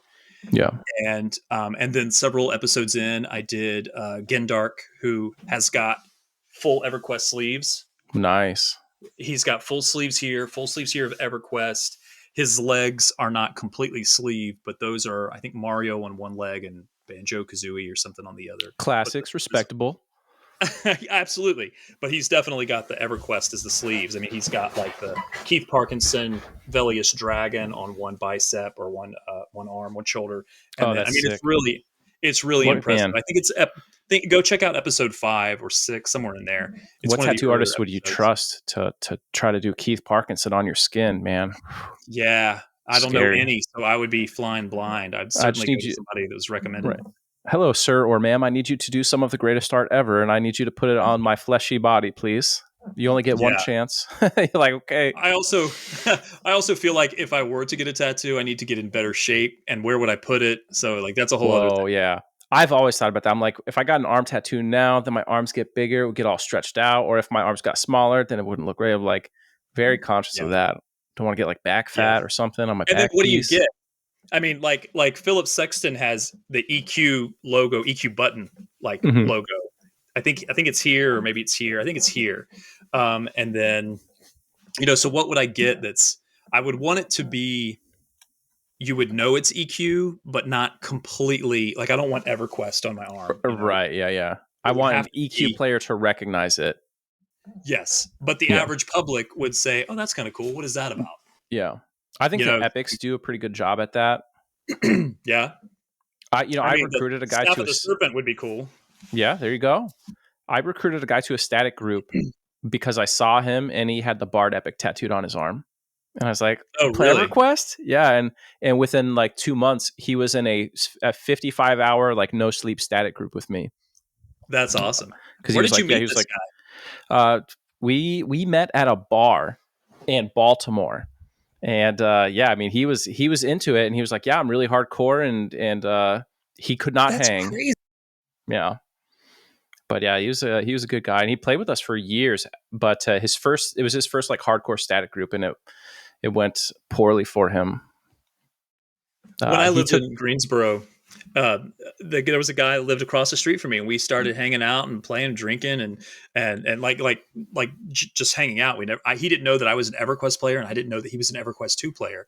And then yeah one day he came over, and he's like, "You've got these guys." He's like, "Do you know that old game EverQuest?" I was like, "Do I?" Yeah, and he's like, "I raid in EverQuest 2 every night." I'm like, "You got to be kidding me!" He lived across the hall from me. It was the craziest thing. that is crazy. Small world. Yeah, When you were yeah. doing the live what are they calling on YouTube when you do the live Like a version of premiere, your video? the What is it premiere. called? Yeah, Premiere. Yeah, when you a were doing the premiere. premiere, we were Yeah. obviously watching that. And when one of my parts was up where you were talking to me, someone was like, I think I went to high school with that guy. And I was like, wonder what high school they went to. It'd be cool if like With you or someone, with me? I think, I don't know who they were talking about, but it would be cool. You know Oh, what I mean? You're in the whole video. So I would assume if they thought it was you in their high oh school, they yeah. would have said earlier, right? Yeah. It'd be so cool to find out like one of your childhood friends secretly played EverQuest and you guys just didn't tell each other.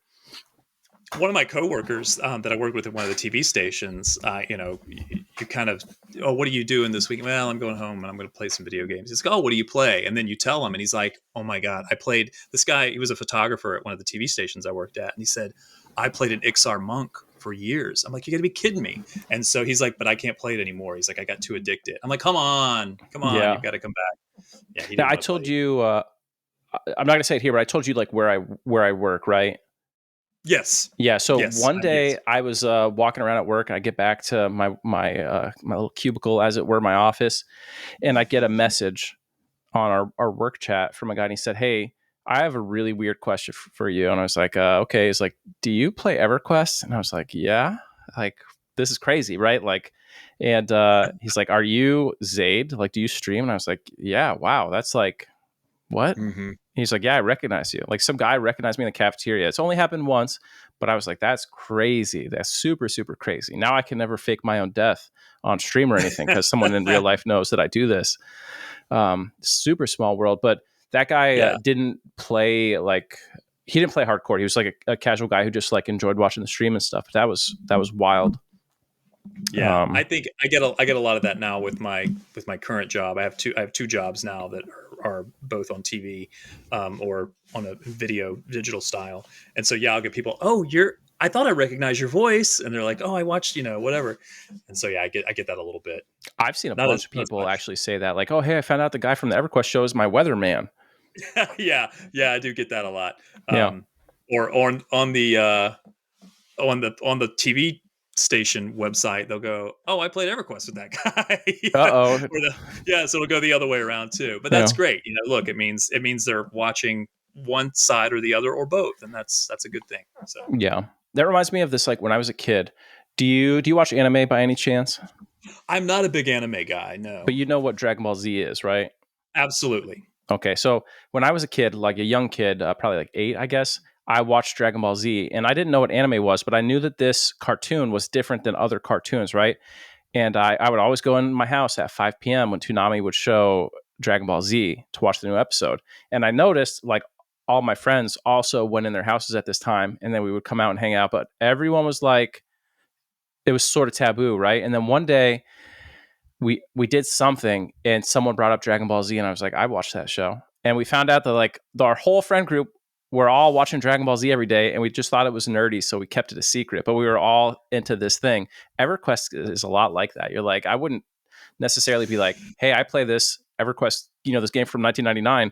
But there's a lot of people out Yeah. there who actually like, especially in certain job fields, Yes. So I'll give you kind of a counter story to that. Before the part of the EverQuest show, when I was putting it together initially, I had to do a couple of things. One, working in TV, you have contracts and things that legally stipulate what you can and can't do.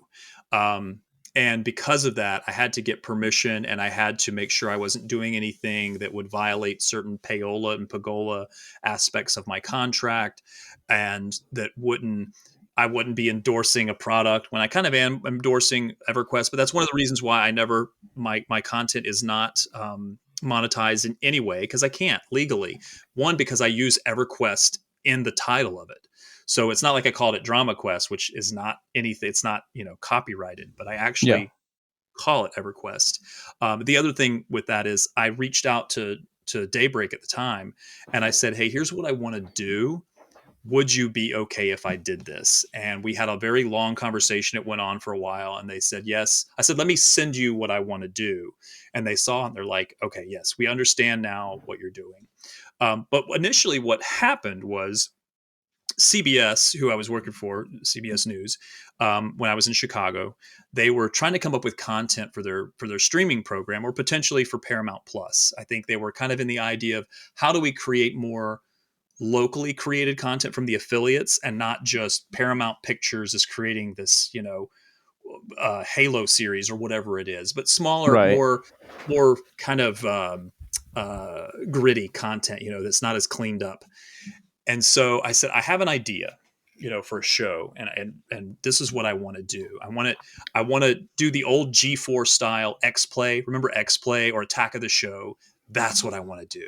But I want to make it bigger than just video games. Everything now, pop culture has changed, right? When you and I were starting to play EverQuest, it was uncool. Playing video games was not cool. Comic books were not cool. None of the geek stuff that all of us are interested in was cool. It's 180. Right.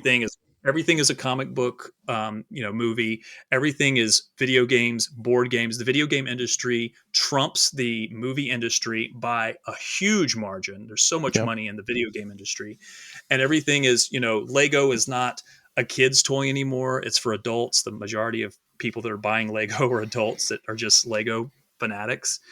So it's those types of things. All the geek culture is now cool. And I said, I just want to do a show, basically like what the EverQuest show is, but make it all about geek culture. We were in Chicago. We were in a big city. We had access to Star Wars celebration that happened there every year. So I said, I really have this idea. This is what I want to do. When you tell that to someone in TV, they don't like that because they can't see it. You have to show them. Right. So You I have to do said, like a pilot, right? and that's exactly what I did. I have the pilot for the EverQuest show that I'm going to show during a behind the scenes thing. It's very raw. It's very gritty. It doesn't look as good. It's not shot great. And that's also why in that first episode, I talk about Planet Side. I just wanted to say, don't pay attention to the content. It's about EverQuest. Don't even think about that. That's not what it's about. I just see the vehicle of delivery, Right, delivery right. vehicle, what it is. And so my manager at the time had no idea what I was talking about. It just went like just over his head, just had no idea. And Do you they think there just was a weren't interested. generation gap, by the way? Like, is that like how old they were? No, I think it had to do with when you're in the news business, you're not in the entertainment business. It's Mm. you're making, you're making pants and they're selling, fresh onions or something. It's Yeah, completely yeah. two separate things. Right. So I think to me it made sense because you have all of we had a huge studio. We had this beautiful studio. We had all the camera equipment. We have all the microphones. We have a way to make it look beautiful. And we are in a large city that has tons of content opportunities.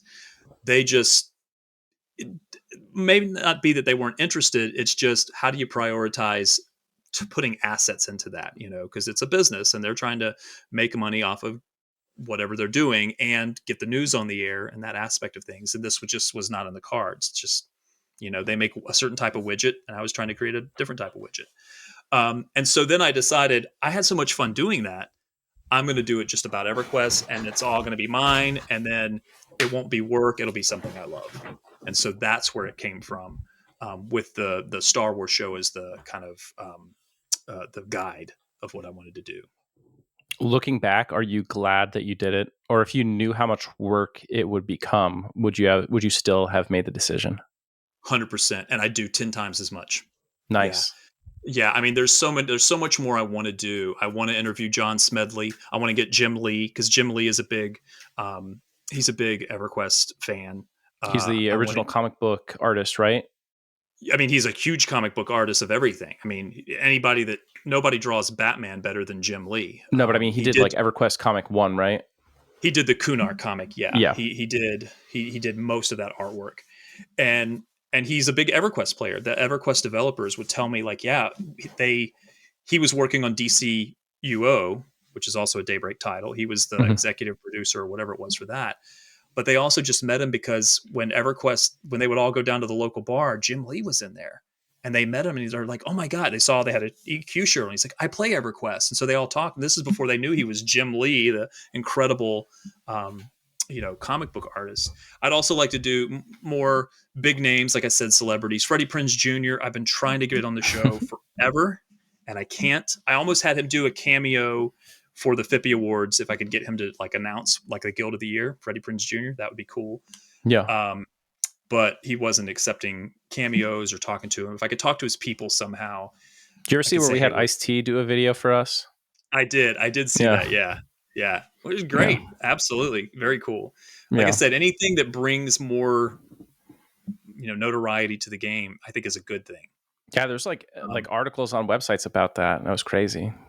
Yeah. I think also, Zelda Williams, who is Robin Williams' daughter. They used to play Mhm. EverQuest together, from what I understand. I'd love to Oh tell wow. the story. Um, I want to tell those stories. Those are the stories. I mean, I know Freddie Prinze Jr. He used to raid Luckland. So while he was filming Scooby Doo, from what I understand, while he was filming Scooby Doo, as he would go back to his trailer, he would go and raid Luckland. He was a druid on whatever server, but he played a wood elf druid. And so Wow, that's crazy. in between takes as Fred on Scooby Doo the movie, he was raiding Luckland. Man, So finding more he and stories I were like doing the same thing back then. that. And then I want to get the original creators and developers just to make sure I lock down that, um, so that doesn't go away, so that's kind of archived. Bill Trost, Yeah. I have reached out to him, and I know he's done other things. He probably kind of gets sick of doing it, to be honest, and I get that. But I really would like to ask him some questions. I have some theories that I want to ask him and see if they're true. Um, Obviously Brad McQuaid would have been wonderful. When I started the show, Brad was still with us. Um, and we're losing people. I mean, just because it's Yeah. 25 years, right? Yeah. 28 years from when it started. So I want to make sure those stories get told before they get Yeah. lost to time. Brad, man, I emailed him when I was a kid. After Mm, I had quit EQ, but when he was making Vanguard, I okay. emailed him and he responded to me, which was like the craziest thing. Oh wow. Yeah. I think I told you this. I'm like that guy who always shoots his shot. Like I always slide into the DMs. You know what I mean? Just to see. It cost me nothing. Yeah. So I've done that. I hit up Brad several times, and every time I ever hit up Brad McQuaid while he was around, he always responded to me, which was totally crazy to me. The people that I've interviewed that knew him have had nothing but good things to say. They also say that his mind worked differently, Mhm. and that he had a different way of looking at things, which is why I always hear about the vision, Yeah. TM. Um, and that I think that's another one of those cases we talked about at the very beginning of the broadcast, that it was lightning in a bottle, right? You just could not have put this superheroes of EverQuest, literally the pantheon, to use the lowercase version of the word, um, together in a way you couldn't do it again. It just would never happen again. It's just a one in a Right. million shot. Yeah. And not even just those people, but those people at that point in time, right? Like Agreed. if you got them all 100%. back together now, it's just not the same. You know what I mean? Yeah. There's like a finite amount of creative energy that you have. And I think when we talk about the expansion of the franchise, that's something to keep in mind. It's going to be the expectations are so high. You And have to, EQ3 is very scary to me because of that. Because yeah, I don't know, man. It's frightening because I love it so much. I don't want to see something come out that I think harms the idea of what EverQuest is. yeah. I think the EQ dungeons that was developed. If you're not familiar with it, EverQuest Dungeons was created between 2016 and 2018. There was concept art for it. There was, from what I understand, and I have it from a good source, that this was a working version of the game where you could go and it was very action based, like action RPG, climbing walls and using different abilities, and it was much more actiony, but it was based in the world of EverQuest, and it did not look, from what I understand, because there was a working version of it, it did not look like what the concept art looked like that I put in my show. So I had a whole show about what the concept art of this is. This the next EverQuest thing? And the answer was no, it's not. It was a little clickbaity on that one, but from what I understand, it didn't look like that at all. It was actually a really good version of the game that just didn't work.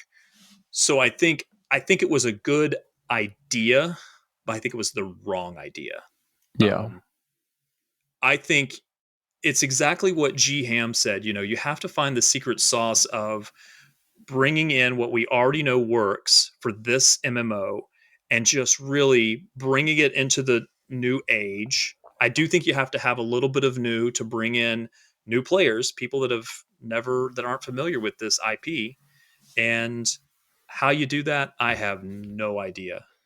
I have What no you idea. just told me, like, it would be so cool if they just released classic EverQuest, just dropped it, the world exactly as it is, all the same monsters in the same places, but it was a single player version, or like you could like LAN it up or something, like two players. Yeah. And instead of an RPG in that sense. It was more like I don't know, like Dark Souls or Skyrim. Like action, like you said, Yeah. action RPG. Like we had Champions of Norath, and I enjoyed those games. But Hmm. to be able to walk into Blackborough and swing my sword and fight a knoll that way would be like I might never Yeah, play the MMO again. I'm also on the fence about updating the graphics because you can't just take the engine and update it and expect it just to say, "Oh, new, make it look, put it in Unreal," because it doesn't work like that. It's so hard baked in Hmm. that the NPC, you can't do it. It's just impossible. You have to rebuild the whole thing. You can't just update the graphics engine. It doesn't work. The game is so interwoven into the graphics engine, you can't separate the two. So in Yeah, order to do that, you might as well do a whole new game. And that's what G Ham said. And I actually yeah, think that that's the smart way to go. Would I love to see it? Absolutely. Just yeah. same EverQuest, same exact mechanics, just, update it. The other thing that you talked about that I think this is a really cool talking point is kind of season of discovery EverQuest. That'd be super dope. Yeah, but they would just need a new client, right? Like they would have to separate the TLP and the live clients. I think. Well, maybe I'm misrepresenting what the idea is because I'm not as familiar with WoW. But one of the things you talked about when you and I chatted before was create an expansion for the TLPs. Yeah, I don't know if that's the same thing as Season of Discovery. If that's the same I mindset, I'm if they're not a two. WoW guy either, but I think that is sort of what it's like, and I think Okay.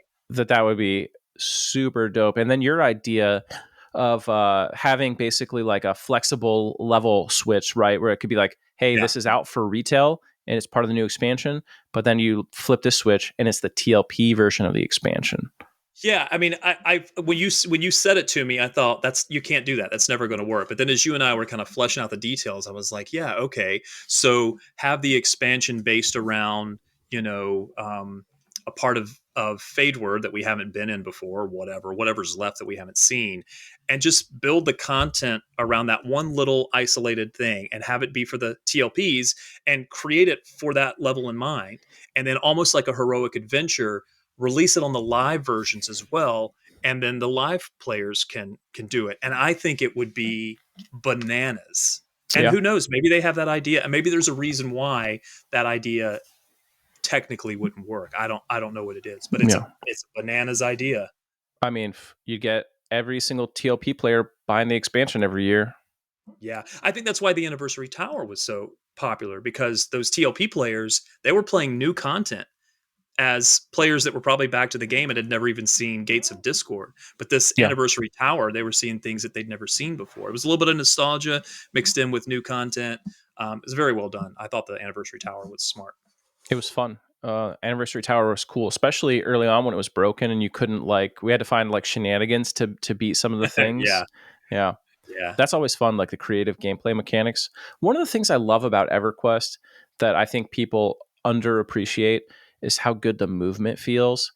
Moving around in EQ feels so natural, and every other MMO I've ever played feels a little floaty or a little clunky or a little like sluggish. EverQuest is or the like only MMO I've played where, afterthought, like an afterthought kind of a thing. yeah, EverQuest is the only game I played where it feels just right. Like I move as fast as I want my character to move. It's Interesting. smooth, responsive. Like it just feels right. Like if you go play other games, I don't want to name any of them, like it on the record here, but there are other games you could play right now that are in testing stages, and if you move or you see how the mobs move, it just doesn't feel as good. And most of those games, that's one of the core things that makes it hard for me to Mm, get into them. Um, it just like EverQuest has become the bar that I measure every game against when it yeah, comes to how my character moves because it feels so good. So to be the next big MMO for me, for Zaide's book of MMOs, you got to do two things. You have to measure up against EverQuest's movement. You got to measure up against EverQuest's lore, and it's a tall order. yeah. I have the exact opposite problem, is that I don't want to play, and I really haven't played anything else. I think I played a little bit of DAOC when it initially came out. I've played like 10 minutes of DCUO. I love EverQuest 2 because it's in the franchise. But really beyond that, I haven't played a lot of, I mean, really, I've played almost nothing else. So Yeah. I try to, when I say my videos, I try not to speak to how it compares because I don't have anything to. I don't know, have the knowledge of it. I do hate WoW, but only because of what WoW is. Yeah. Yeah. Yeah. It's Yeah. the, I always disliked WoW because I thought it had a negative impact on EverQuest, and agreed. Same, yeah, same. yeah. I'd be in that same boat with you. Yeah. Yeah. So Not I'm saying it's like, not a good game. I know there's WoW players out there. They're saying, but it's such a, sure. I'm sure it has its, and clearly they're mhm, doing something right. But right. for me, Yeah. from the EverQuest side, it was a detriment. Right. We're fighting for the home team over here. Okay. So Exactly. get out Exactly. of here, World of Warcraft, whatever. Yeah. Yeah. I mean, like for me, I look at it as like a guild leader perspective. Like I love EverQuest personally, but I want like Faceless is like something that I created. It's like a baby. You know what I mean? Like it's precious to me, and I want it to continue to grow and get bigger and better and meaner. And I feel like I have sucked all the air out of the room in EverQuest a little bit. You know what I mean? Like there's no more. Yeah. We're touching the edge of the fish tank with like what would a fourth branch, what would be the point? You know what I mean? Like I so think I you find a want different metric to different metric to you know, I could, I think that's an interesting way to play. I would never want to lead that type of guild, but it would certainly be something I might go, what's it like to like, because I'm a good player. I think, at least I think I am a good player. I'm a great enchanter. I think I'm an mhm, amazing enchanter.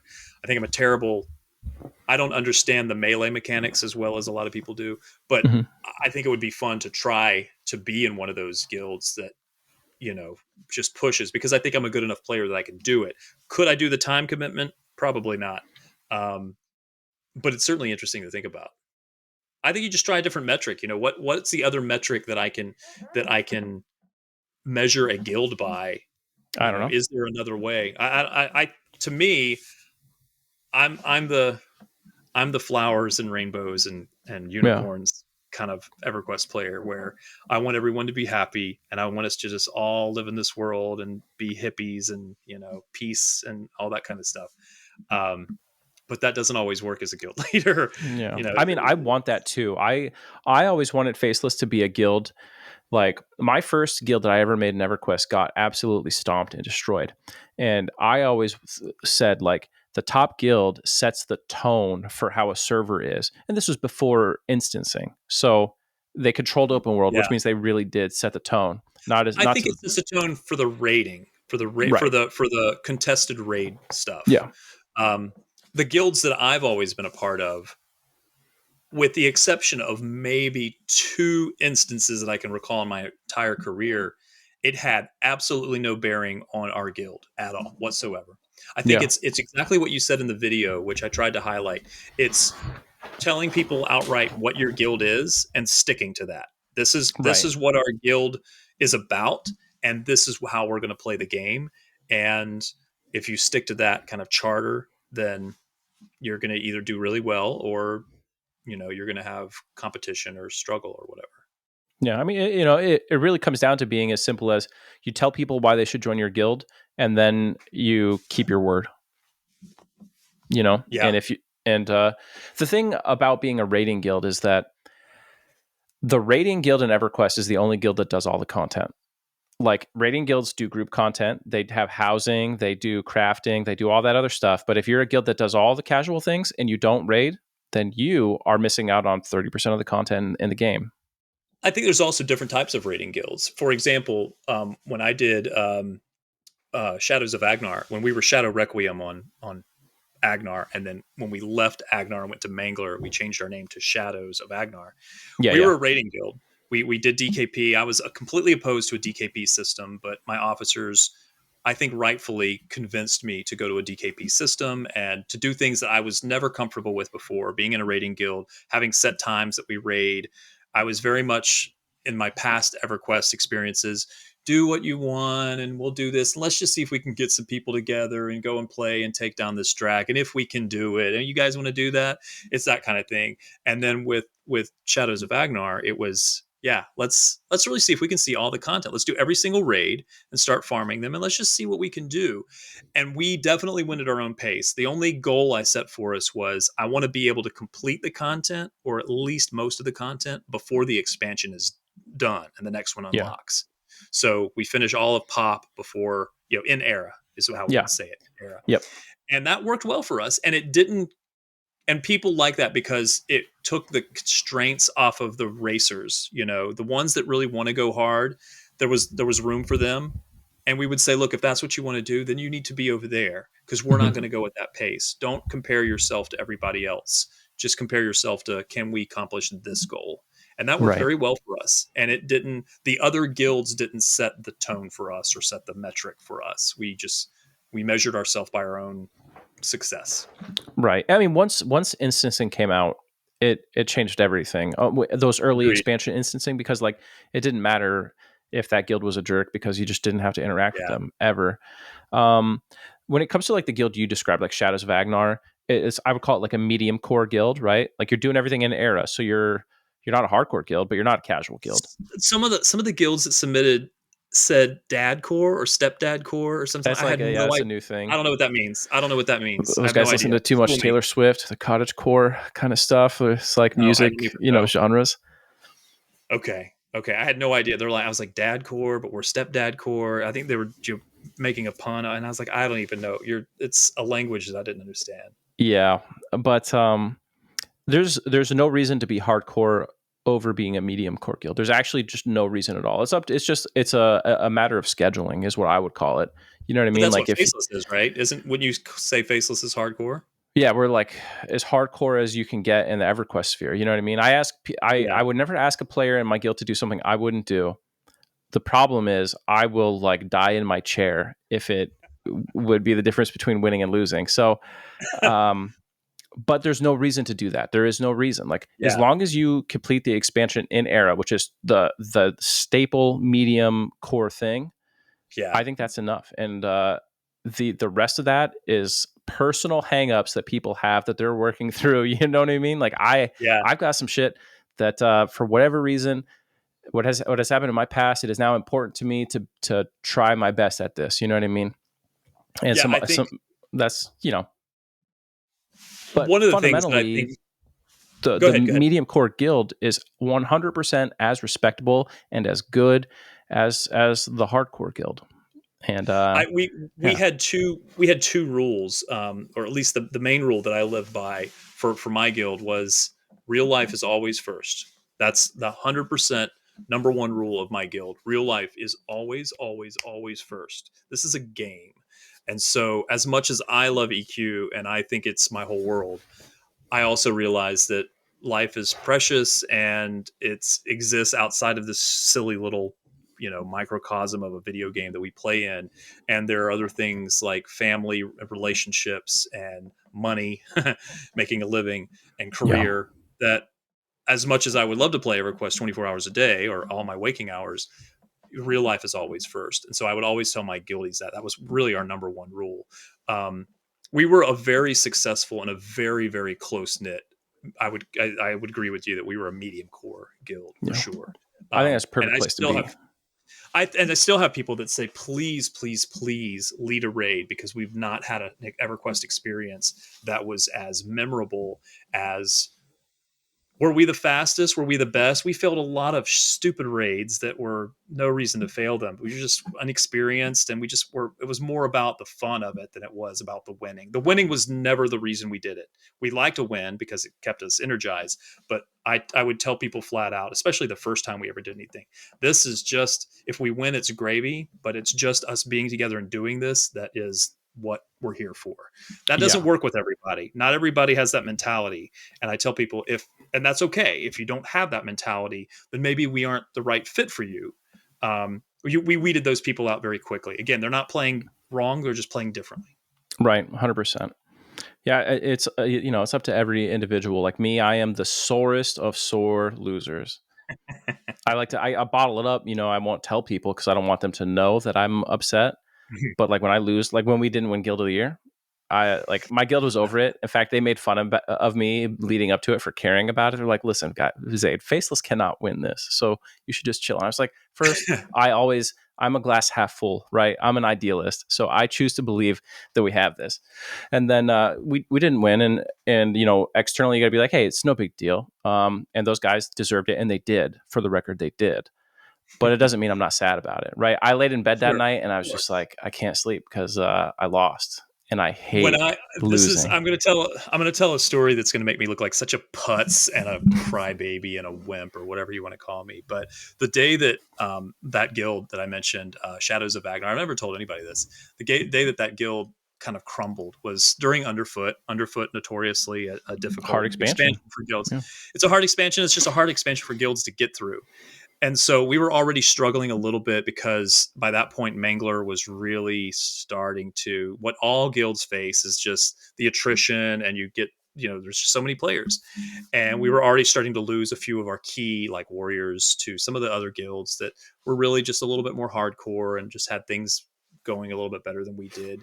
My puppies and flowers type of guild works when it's a healthy guild or healthy server, but once the server starts to become a little anemic, the flowers and puppies die. The plight of the Unfortunately. TLP player. Seriously, there you go. Absolutely, yeah. And it was, and it, you put so much of your heart into it. I was heartbroken. I mean, literally, as serious as I can tell you, I was heartbroken. I didn't want to eat that day because everybody was. I was like, guys, we've just got to put all this on hold. It was taking a toll on work because I was just trying to lead the guild. I was trying to do the show, and I Yeah. was just like, this is silly. Why am I doing all this? I need to we just need to. The guild has run its course. I had to grieve. And so I went to the grocery store, and I was so distraught about it that I wasn't really kind of in my full mind. And I backed into a lady in the parking lot because I was so preoccupied with thinking about this stupid guild in a silly game that I backed into this lady in the parking lot. And I was like, wow, I mean, it's a guild. Like, why am I this upset over a guild that people that I've met a lot of them, because we have a guild meetup every year. But it was one of those things where you put people really put their heart and soul into these guilds. So when Yeah. I did the guild of the year thing, I didn't take it lightly that people would take it seriously, and I wanted them to take it seriously. But I mean, I know it means a lot to people to win that title or to just invest all their time and energy in a guild. I mean, I really was. I say that sincerely. I was heartbroken I know when I, exactly how you feel. 100%. yeah. percent And all of those people today, I still tell them, I was like, I would do it again in a heartbeat if I could run it more easily and I had the time, or I was independently wealthy and I didn't have to, have a job. I would love to do that. But yeah, it's good, Yeah. just good people. And I do have a guild meetup every year. By the way, anybody that's listening, if you come to Gen Con in Indianapolis, which we mentioned a little bit earlier, if you come to Gen Con, which is usually late July and early August, let me know, because we do have a EverQuest player kind of a meetup where some people get together. And there's usually like all my guildies kind of, we have like a big guild retreat that happens here. Even now, even though the guild is no more, we still get together as guildies in real life. Those are always super fun. They are When fun. So much. when I led my first EverQuest guild, 2011, we lost the Kunark expansion race. Now, we were already the second place guild, and there Mhm. was a lot of things. I was a total amateur, a lot of things I did wrong. But when we lost that expansion race, I laid in my bed for almost 3 days. I didn't eat. I was like absolutely distraught. I was a teenager and I was really going through it. And to me, I was like, there are like 150 people in this guild and they were depending on me and I Yes. failed them. And that's the thing that hurt me the most, because there were people depending on you. Mm-hmm. It wasn't me. I mean, I'll move on and I could play EverQuest in a million different ways and be happy. But it's that it was two things. It was one, that those people were depending on you, but then also we were a family, man. I mean, I Mm-hmm. can still consider all of those people some of my best friends, even though some of them I've never even met, in real life, but they were really just, and good players too. I mean, damn good players. Yeah. Way better than I was. Way better. Yeah. I think I'm like addicted to that feeling of people depending on you. Like I like to be in the arena and knowing like, all right, everyone is counting on us executing this correctly. Like it's all on this. That moment is like the peak. You're just like in the zone. There's nothing outside of that because you have like tunnel visioned yourself right here. And it all comes down to like that performance in that clutch There time. should be an there should be an EverQuest All Stars Guild where it's like Oh God. all the streamers, all the people that we know, like all the notorious players, good and bad, it just anything, just to see what I mean. Talk about just entertaining, just to see what we go through. The other thing I'm going to do this year in the show, at least that I want to, is I want to talk about raids, but I have to figure out how to tell that story. Do probably a top 10 list. Here's the top 10 raids. How do you do Hmm. that? I don't know. I'd love ideas on what you think. How do you classify top 10? Do you clarify that a little bit more? Do you make it top 10 up to pop? Do you make it top 10 in the whole game? I don't know. It might I'd be love to hear your easier to thoughts on just it. do like the best one each expansion or each level bracket. Each level Yeah, bracket is maybe. Yeah. probably, because later on the raids become very streamlined. Like, oh, Solteris turns out it's the best raid in TBS. Well, it's also the only one. So, Yeah, yeah. but Boy, that's a Solteris is such a we actually beat Solteris, and I was very proud of us that we did that as a guild. isn't it so Uh, cool when they're fighting each other like that? I mean, like, yeah, yeah, yeah. We I cannot believe we beat that. Some of the stuff I don't know how the hell we did it, because our numbers were dwindling, and at a certain point, you do become a little box heavy. And we tried to limit the number of boxes in our guild. I mean, initially, from I'd say pop up through gates, we had no boxes because we were so full. We had 72 people in every raid. And yeah, then gates we actually had an issue because how do we go from 72 to down to 54. 54? Yeah. That was the issue with gates. Um, but yeah, in Planes of Power, I was leading 72 mains into Plane of Time. I mean, I'd be curious to hear, especially since you've probably experienced a lot more content than me, what you would rank some of the best raids. Let's go through the eras. Let's go Yeah, through era. yeah. Let's go original era. Okay. Original era. What do you Like, have? You have hate, which any basically Kazakh mhm. Thul, the golems there. What do we call best? Because like when I think best, I think coolest, but it's not necessarily the mechanically the best or funnest.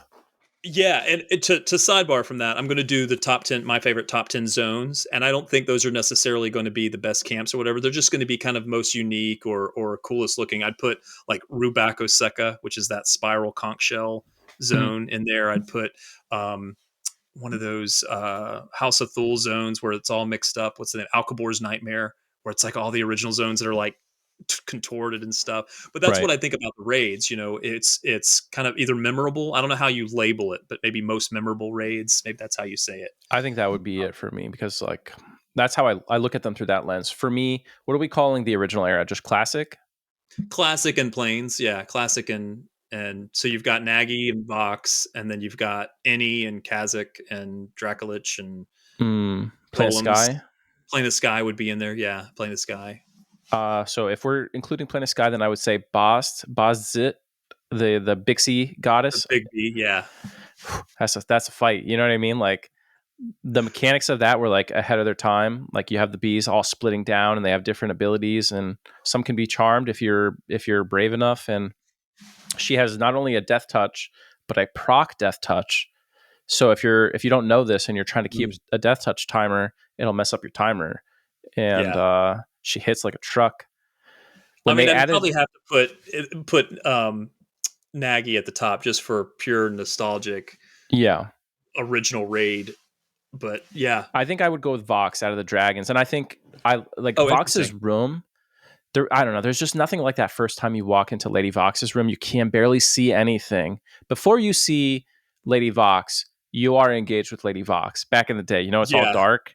And then you go and there's the two frozen barbarians in the room. It's so cool. yeah. Well, and then leading up to it, I mean, you've got the aggro range is freaking huge. You've got the Yeah. stupid dispelling tentacle terrors. You've got the pit traps. You've got Yeah. all the mobs that lead up to that. The damn giants that are Yep. super resistant to certain things. Yeah, even before you get to Vox, you're right. It's memorable. Yeah, I agree with you there because Vox is certainly a much more intricate raid than Nagy is. Yeah. And her zone is set up so well. Like you have the king of the goblins right there, right? With his whole Mhm. court. And right through that next door, you're like, okay, I'm fighting goblins, no big deal. But it's the king. And through the next door, you have giants, but not just any giant, the giant diplomat.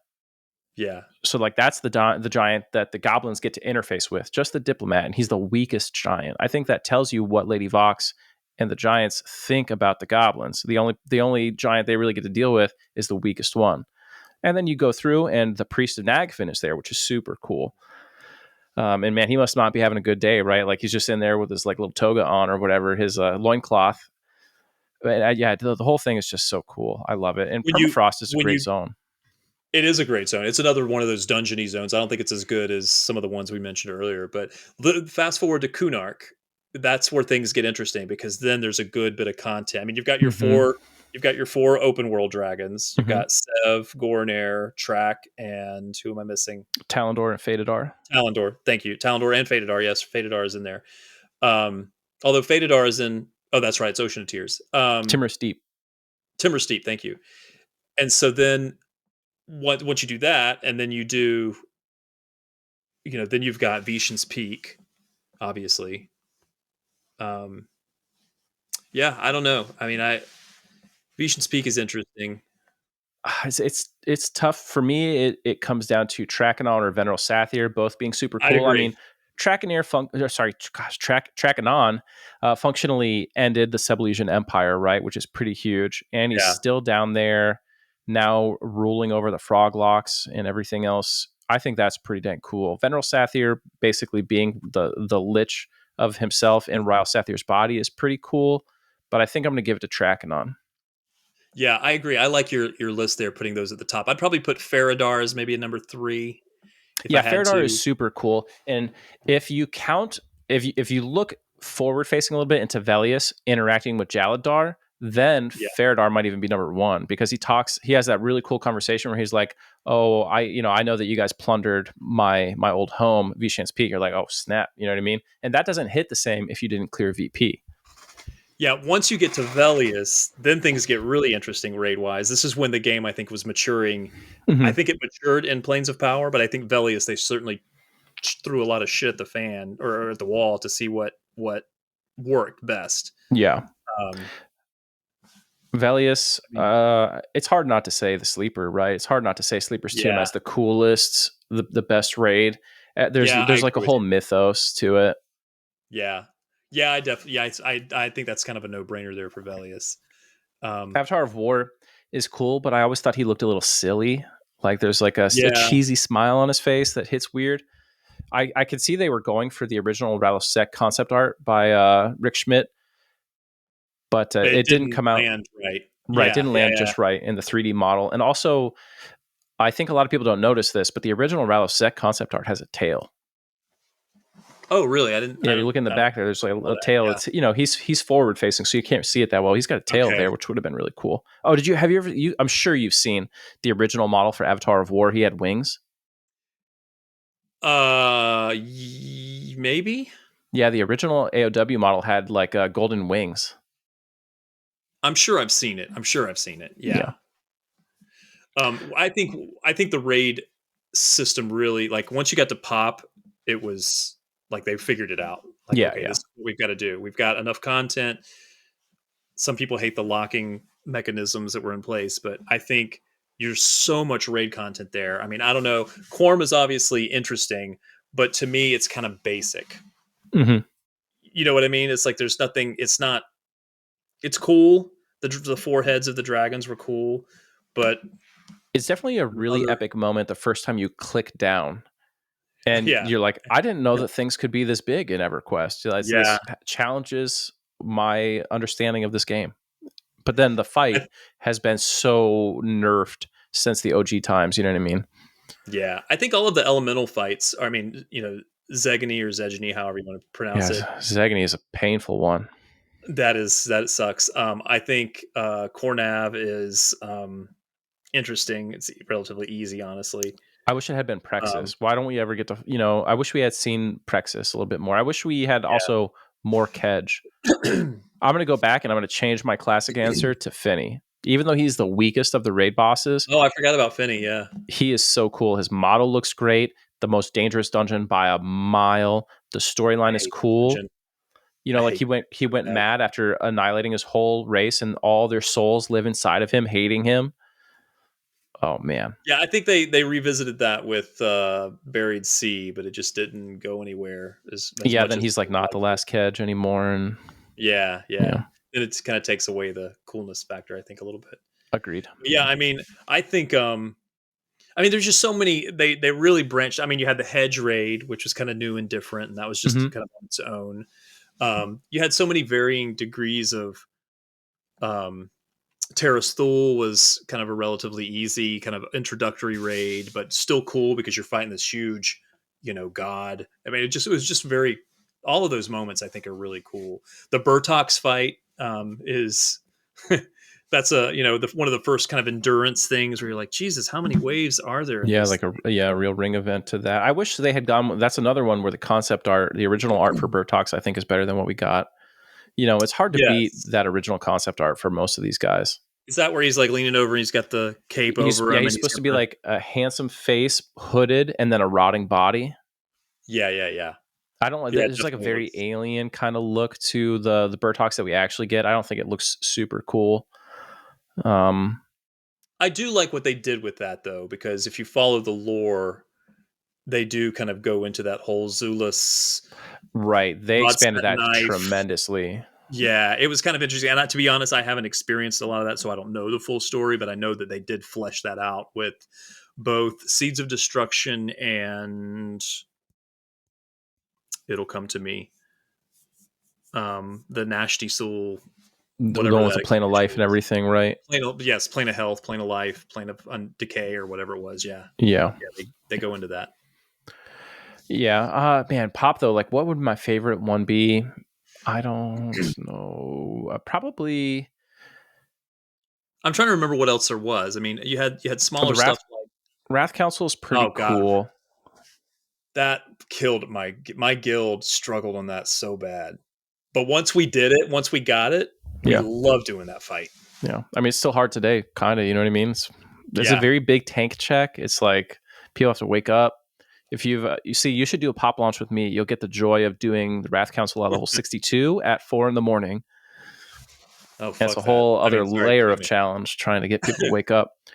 Um, I'm trying to think of what else there was. I mean, there's Finn and Roe. What is the other elemental we god of didn't talk about Anubis? Solasek. He's a big one. Solasek. Yeah, Mythmar that's and Agnar. Mythmar is good. Yeah, Agnar. Yeah, Agnar. Yeah, all of those are not terribly difficult, and they're kind of on the fun side. Yeah. But even Ralazek doing is fun. That first Ralazek fight in oh the god, arena. yeah, that one was another one that checked us, and we were like, ooh, we weren't ready for this. Yeah, he like That jumps. was that You one was you fight him, and then he jumps down into the arena. It's like fight me into the here. That's pit. pretty Yeah. cool. Yeah, but we skipped Lucklin. Oh, that's right. We did skip Luckland. Yeah, that's got a lot of great raids. It's Actually, I got a think lot. that's Yeah, that's maybe a better raid. I mean, the imp fight is the first like crazy mechanics, and then just the progression to get there hmm because you had to trade skill all of the meteor dust and everything else to get everybody in there and do the keys. And yeah. I like doing that. I actually I like enjoyed that that stuff. part of Yeah, it. Yeah. I hate when an expansion opens and you just get to rush into the raids. I like when group content leads naturally into Mhm. raid tiers. You know what I mean? And you have to do everything. Yeah, I don't know that you can do it in the live version, like in the live expansions, the new expansions, as much. I think you can maybe do a little bit of that, but you have to be real careful because Well, that's why the raids have become a little bit boring, like the races rather for the raids, because like the difference between the top guild and the 10th guild are like 5 minutes at clearing an expansion. But it's just because oh, like interesting. they open up a tier and everyone's just standing there. You rush in and you blast through the 2 or 3 raids that are there, and there's no like flagging or prep or anything that you have to do. Or if you did have to do it, you've done it before because the expansion comes out and then the raids come out later. Hmm. I mean, Vexthal was. I didn't enjoy Vexthal because it was just inflated hit points and Yeah, too no much. real mechanics. The mechanics weren't great. I mean, Otten had some mechanics, but it wasn't really. That was not a mechanic driven Yeah, raid. it definitely missed the mark, and I felt like Sra Temple was overall a much better raid zone. Emp I love Sra that. is probably the single coolest like entry into a raid. Like you step out and you see the glowing lights coming down around all the guys. You're just like, whoa, Yeah. that's it just And then like, you know. all the little ring events, leading up to that, that you have Mhm. to that you can. It was the first kind of zone, almost like Anguish, without it being as linear. Mhm. You had to do this fight to trigger that fight to trigger that fight. With the curse cycle down in the basement, I thought that was a Yep. great raid. Yeah. And then the high priest. I always love the high priest fight, and the archlich. That was a great fight too. Both of those together. Yeah, I think that's probably my favorite set of raids. I'm trying to think of what Also, else. the game design of Straw Temple is incredibly good. You know how like good game design, you encounter something and it's not super threatening, and then you encounter it again in a more complex way. Emps Ra's encounter is just all the previous bosses in Straw Temple, all their mechanics. You know what I mean? Like High Priest, you Yeah, know how High Priest you have like all those ads to deal with, but they respawn a little bit more slowly and they don't hit very hard. And then you fight Emp and it's like High Priest, but everything cons red and flurries, and yeah, you need Ancient Mez yeah. from Vulak. Yep, exactly. Yeah, as an enchanter, I enjoyed that Yeah. fight because you're keeping two mez or however many mez you're able to do, and then you've got the paladins or shadow knights off tanking the other two sets or however you do it. Yeah, that was a fun fight. I forgot how And much then fun Emp that was. himself is a tank buster too. You know what I mean? You got Yeah. like he originally had a death touch, which is crazy, crazy. Oh, I didn't know that. Yeah, original Emp had a death touch. I think only one guild defeated him while he still had the DT, so it was gone like the same year that Lucklin came out, they got rid of it. But We enjoyed doing that burrower fight too. That's in the deep. That was oh, always a fun I love fight. that one. And what's the other one with the curse that's in the background that lasts forever?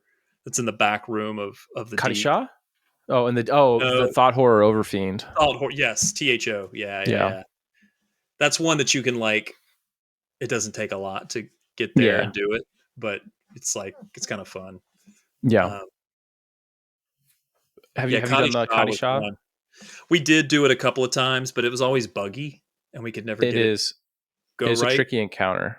But the cool thing about Kadi is Kadi ramps almost every single round and ramps for basically full damage.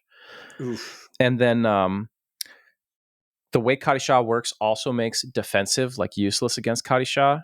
So Kadisha, when mobs do damage, they have basically like the automatic damage part, and then they have like the damage bonus. And Hmm. defensive, my tanks are going to yell at me for talking about this incorrectly. Um, Defensive basically trims the damage bonus part, same like sort of like how shielding works.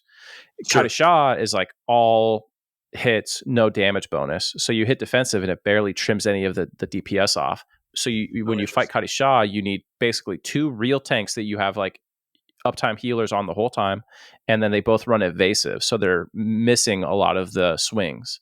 Yeah. And What else yeah, was in that expansion raid wise? I mean, they had the other city, S- Castellum. yeah, you had Elsia Kata, We you never had did that. Seru. Saru, that was a fun fight. I Yeah, he's the other loved big that one. Saru fight. Yeah, and Yeah. it's super cool getting access to the arcs, and then he just looks so awesome, right? Yeah. Yeah. The He's in most his little time iconic. bubble. Yep. The unique, very unique model.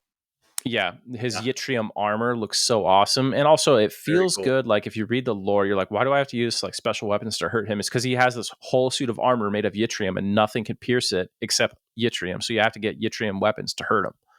That's like his Yeah. whole And then, thing. like you said, getting the arcs key was a whole thing. And that's a kind of a cool, fun accomplishment. Yeah. Yeah, I enjoyed that raid. so I'm on going to give you the 10-minute, I'm going to give you the 10-minute warning here. got it. Yeah, we went far beyond what I was And hoping for that's, anyway, so that's great. yeah, So we had a hopefully story that's good. on Teak. We were racing for open world mobs very heavily still in Lucklin. And there was some mob in Vexthal, I think, mini. You know how there's like a miniature version of Aten that you fight first? Yes. Yeah. Yes. So she was in window, and Lord Inquisitor Saru was in window. So we were all camped out waiting for her, and our competition had like 70 people camped out by What do you mean in Seru. window? I don't know what that means. When you kill a raid mob, it doesn't just like respawn 3 days later. It has a variance window. Got it. Okay. Yeah. Thank you. Yep. Sorry about that. Yeah. So they're in, I think these guys had like 22-hour windows. Okay. Anyway, long story short, they're both in window, and we're camped at one, and our competition is camped at the other.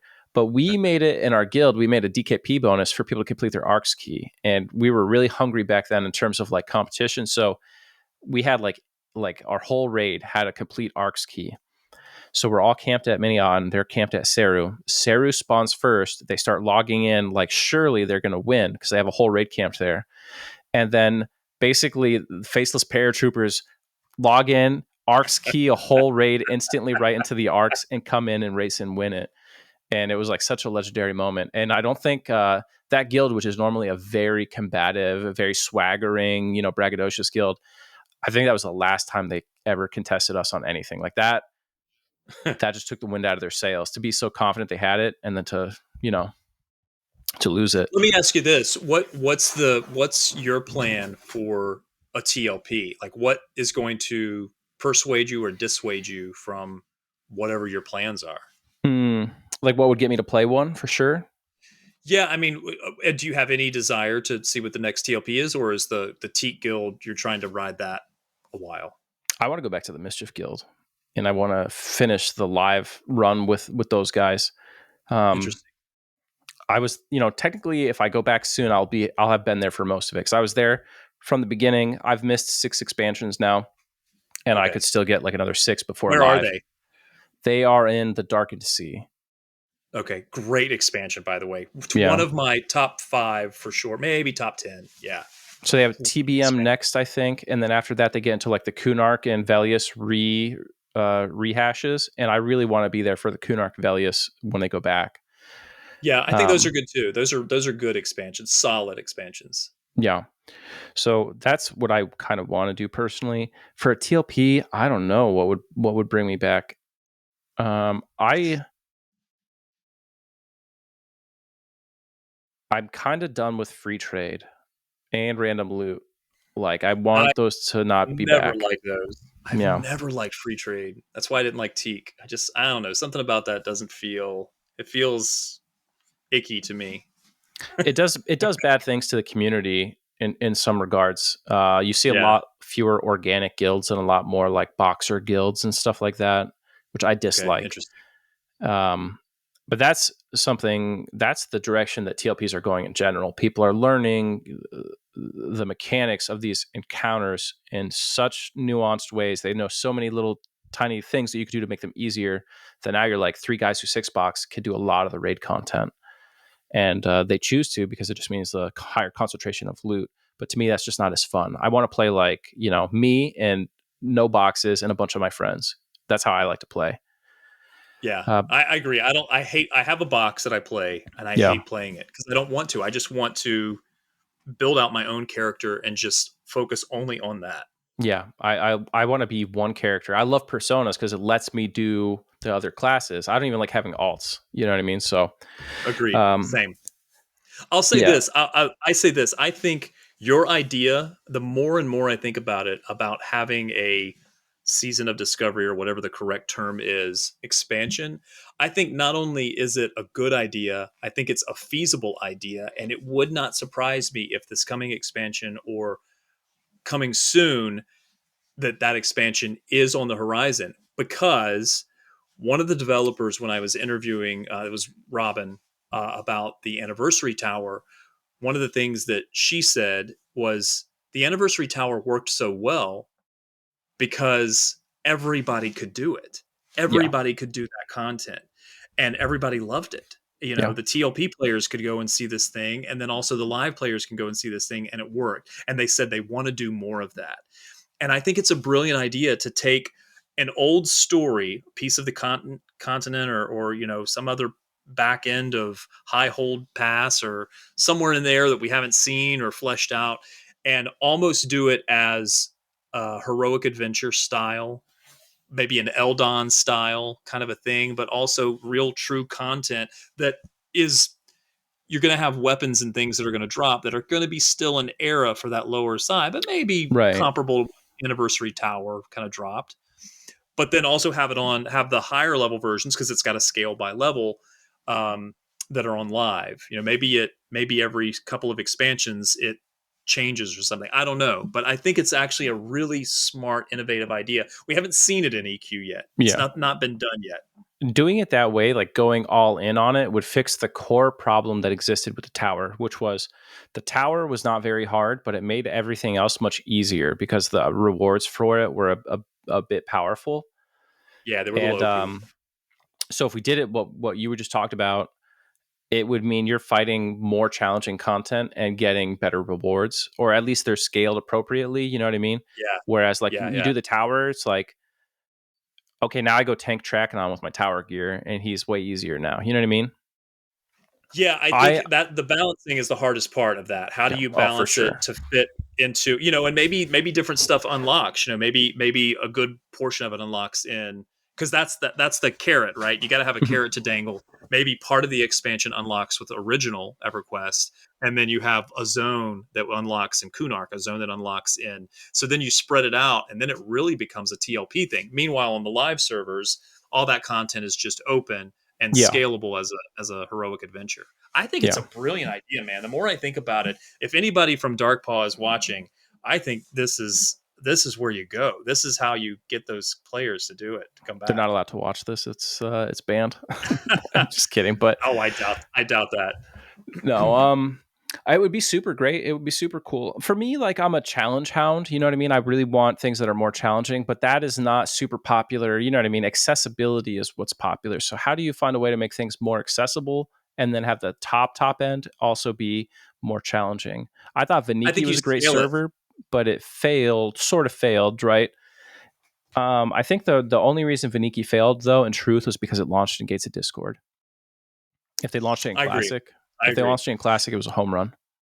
I think, and this is going to be unpopular. People, this may be a bad idea, but I think if you're doing the idea that we're talking about, the live version or the high level versions are just as comparable as what a normal expansion launch would be. The expectation of this is new content, whether it's a level cap or not a level cap increase, but this is the level of the mobs, and it's a slight increase in the tier of armor that you expect, just as you would do normal.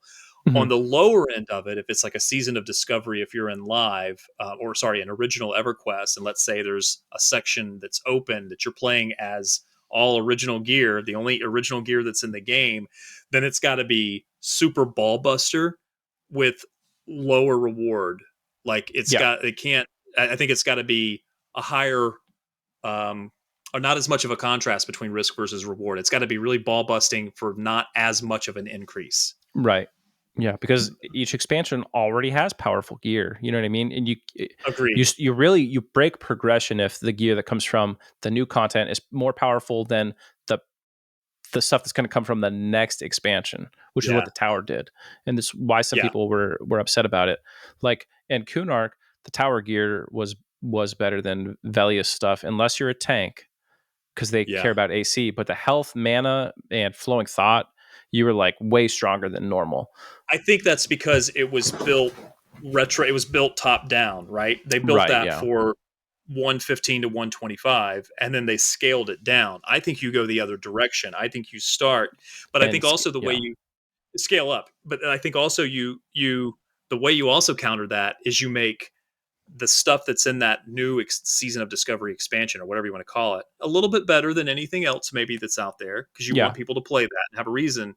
But Yep. then also you open a piece up in Kunark that's also a little bit better than maybe some of the other stuff in Kunark. Maybe some of it's better, some of it's not, but it's accessible, and it's new.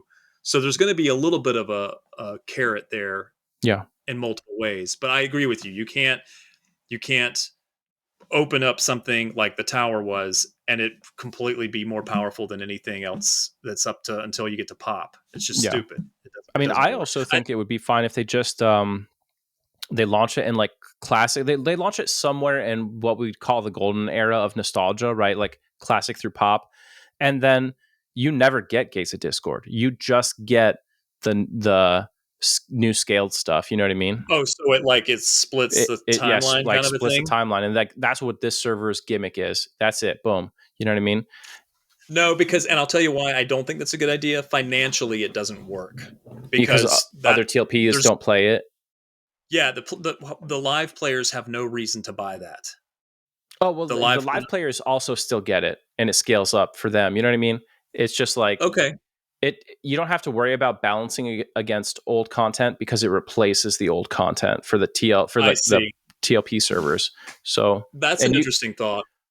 you could almost imagine it as like we start with classic EverQuest, and instead of the ruins of Kunark, something different happens. There was a change in the timeline. You know, the Discordians came and changed it up, and now we go here. I think Anything it's like that. still I think it still is only catering to a segment of the population, because some of your players on the other TLPs are not going to have that content. Yeah. See, I think what they've done recently, and they've gotten into the groove of very smartly, is that every expansion that's released, there's a live component and there's a TLP component, or I should say, there's a live component and then there's an every person component. Yeah. Personas are for everybody. It's for TLPs. It's for live. It's whatever. The Trade Skill Depot, that was for everybody. TLPs, and the bank space, whatever it was, that's for everybody. So those things. Why would the TLPs buy the expansion? The people, the TLP players, why should they buy the expansion? There's got to be a reason. Yeah. And the opposite has to be true. Why would the live players want this? So I think they're very smart about doing it. It's not an easy job to balance this very complex thing. I think they've Yeah. done a really good job of it. They have done a really good job, because like you go just an inch too far and it warps the original game too much, but they haven't done that yet. Now, how many years can you do that? Right. Some people would Yeah. argue that the balance is wrong in certain ways, and that's arguable for whatever topic. But yeah, I I mean, agree. I lack think of overall, balance is part of the joy of EverQuest to me. You know what I mean? When I things are think it's pretty balanced, they're also balanced. Yeah, stale. I like but I think it's pretty balanced. I mean, tell me what's unbalanced in the original, like before you get to Kunark. What's unbalanced? Is there um class balance issues? yeah, class balance issues for sure. Like Rogue's strictly worse than Monk for 20 expansions. Okay.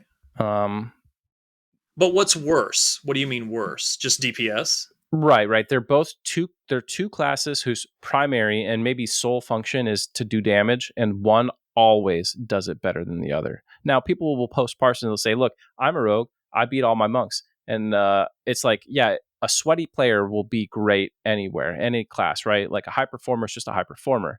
But if Yeah. you take the same person and they play as good as they can in a best in slot rogue and a best in slot monk in any expansion, um, from like classic through at least SOD, the monk's gonna win. Yeah. I think win is a subjective term that I don't like because there's no winning in EverQuest.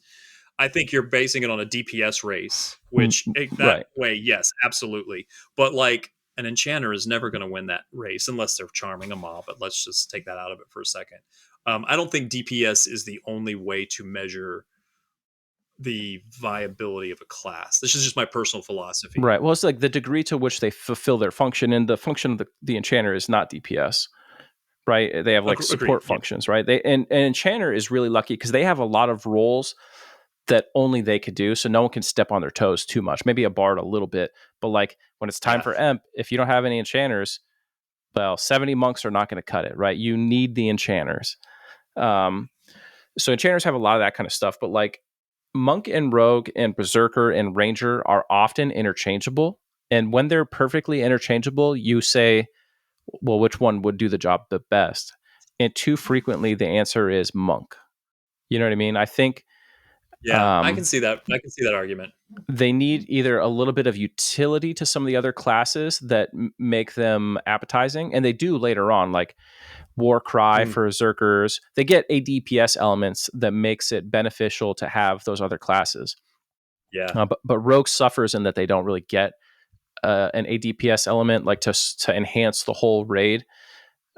Eventually, you have like traps and picking locks a little bit that rogues, but you're like, okay, well now I'll have 20 rogue, or sorry, one rogue and 20 monks. You know what I mean? I want to see a little bit of parity, and all they would have to do is probably increase the backstab multiplier a little bit. It just I bring them think up. I think the way they did the like the enchanters, and again, I can only speak to enchanters, but I know other classes get similar things. But the I don't even know what they call it, but the two enchanters on the raid, if you can land all the right spells, you like this have this nuclear explosion.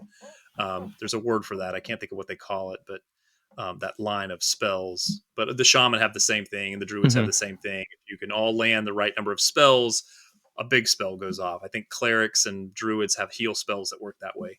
But the enchanters can really go crazy on the DPS in the later expansions Yeah, if they put that reinforcement spell or whatever it's called on there. And I think those types of things are interesting that the devs think about trying to find ways to turn the dial a little bit and how to stack enchanters. Well, of course, that's the way you do it. yeah. Um, No, I don't it's think tough to so. do. Like, I don't think that balance is. I don't think you should necessarily pursue balance to that degree. I think it's more important that you have the like the flavor. Every class should feel good Yeah, and feel flavorful. And like I think they do a really good job of that. You know what I yeah, mean? I I think agree with that. I'll agree the with that the statement. Yeah. classes feel good to play. They have their niche. Some take a few expansions to get there on a TLP, but like on live, everything feels like okay, yeah, I'm doing my thing. I am my class. It feels good. I don't think Um, I've ever asked you, what do you play? I don't know what you play. for 20 years, I played monk, and Okay. then lately, I just play what the guild needs. I Okay. played a warrior and a cleric for a long time, back and forth, and then on Teak, I started as a mage, then went to a wizard, and then I went to a cleric, and then I became a beast lord. Beast lord was me finally playing what I wanted to play. Oh, interesting. Yeah. For me, it's druid and chanter. That I don't think I could. The druid to me is more fun, but it's easier. Oh, for sure. Enchanter has The a high enchanters, skill ceiling. yeah, the enchanter is definitely the more challenging of the two, but I think it's not as fun just because I've done it longer. The Hmm. druid is still, to me, I kind of like the healing aspect of the druid because I can fill in when clerics are a little bit lighter. I felt like on the raids, druids were awesome. I loved being a druid, People loved who it. have never So tried a much healer fun. in EverQuest are missing out. Healing is a ton of fun on raids. Like trying to Yeah, keep I all like those it. red bars full. You know what I mean? You're busy. When you play a warrior, a lot of your I'm time is like waiting. Warriors are underrated as far as the skill set that they need to. They need to understand how things work in the game to be able to play their class well, Yeah. Yeah. to be able to take. My wife loves druid and mage. Those are her two classes. Okay, I like a mage too. Yeah, mage is up there, probably my top five for Whenever sure. I introduce someone to EverQuest for the first time, I put them on mage. Oh, or if they're like like a modern gamer who likes a lot of buttons, I put them on like bard or enchanter. So those are the three things. Bard, enchanter if they want to be doing a lot of stuff all the time, and if they don't, then I'm like, try a mage. You can't mess it up, and you have a pet. That's pretty cool. Yeah, yeah, I like those. I like the caster classes for sure. Yeah, The I think I like all of the int casters. Um, the shaman's the only caster, pure caster I don't like. yeah. Just can't say I like it. All right, fading. This has been awesome. It This is has been. exactly what I hoped our episode here would be, and I think everyone's going to love it because it's just two ultra EverQuest nerds nerding out for 3 hours. This has been great. Thank you so much for being on the show. It means a lot to me to have you on here. And yeah, I Absolutely. mean, This has been wonderful. I think whether, and this is for all the players out there, whatever your way to play EverQuest is, or love to talk about EverQuest is, we all want the game to succeed and continue to exceed for 25 more years. So yeah, let's hope that happens. yeah, awesome. Thanks, fading. And this is All right. Zaide and fading out. Good night, guys.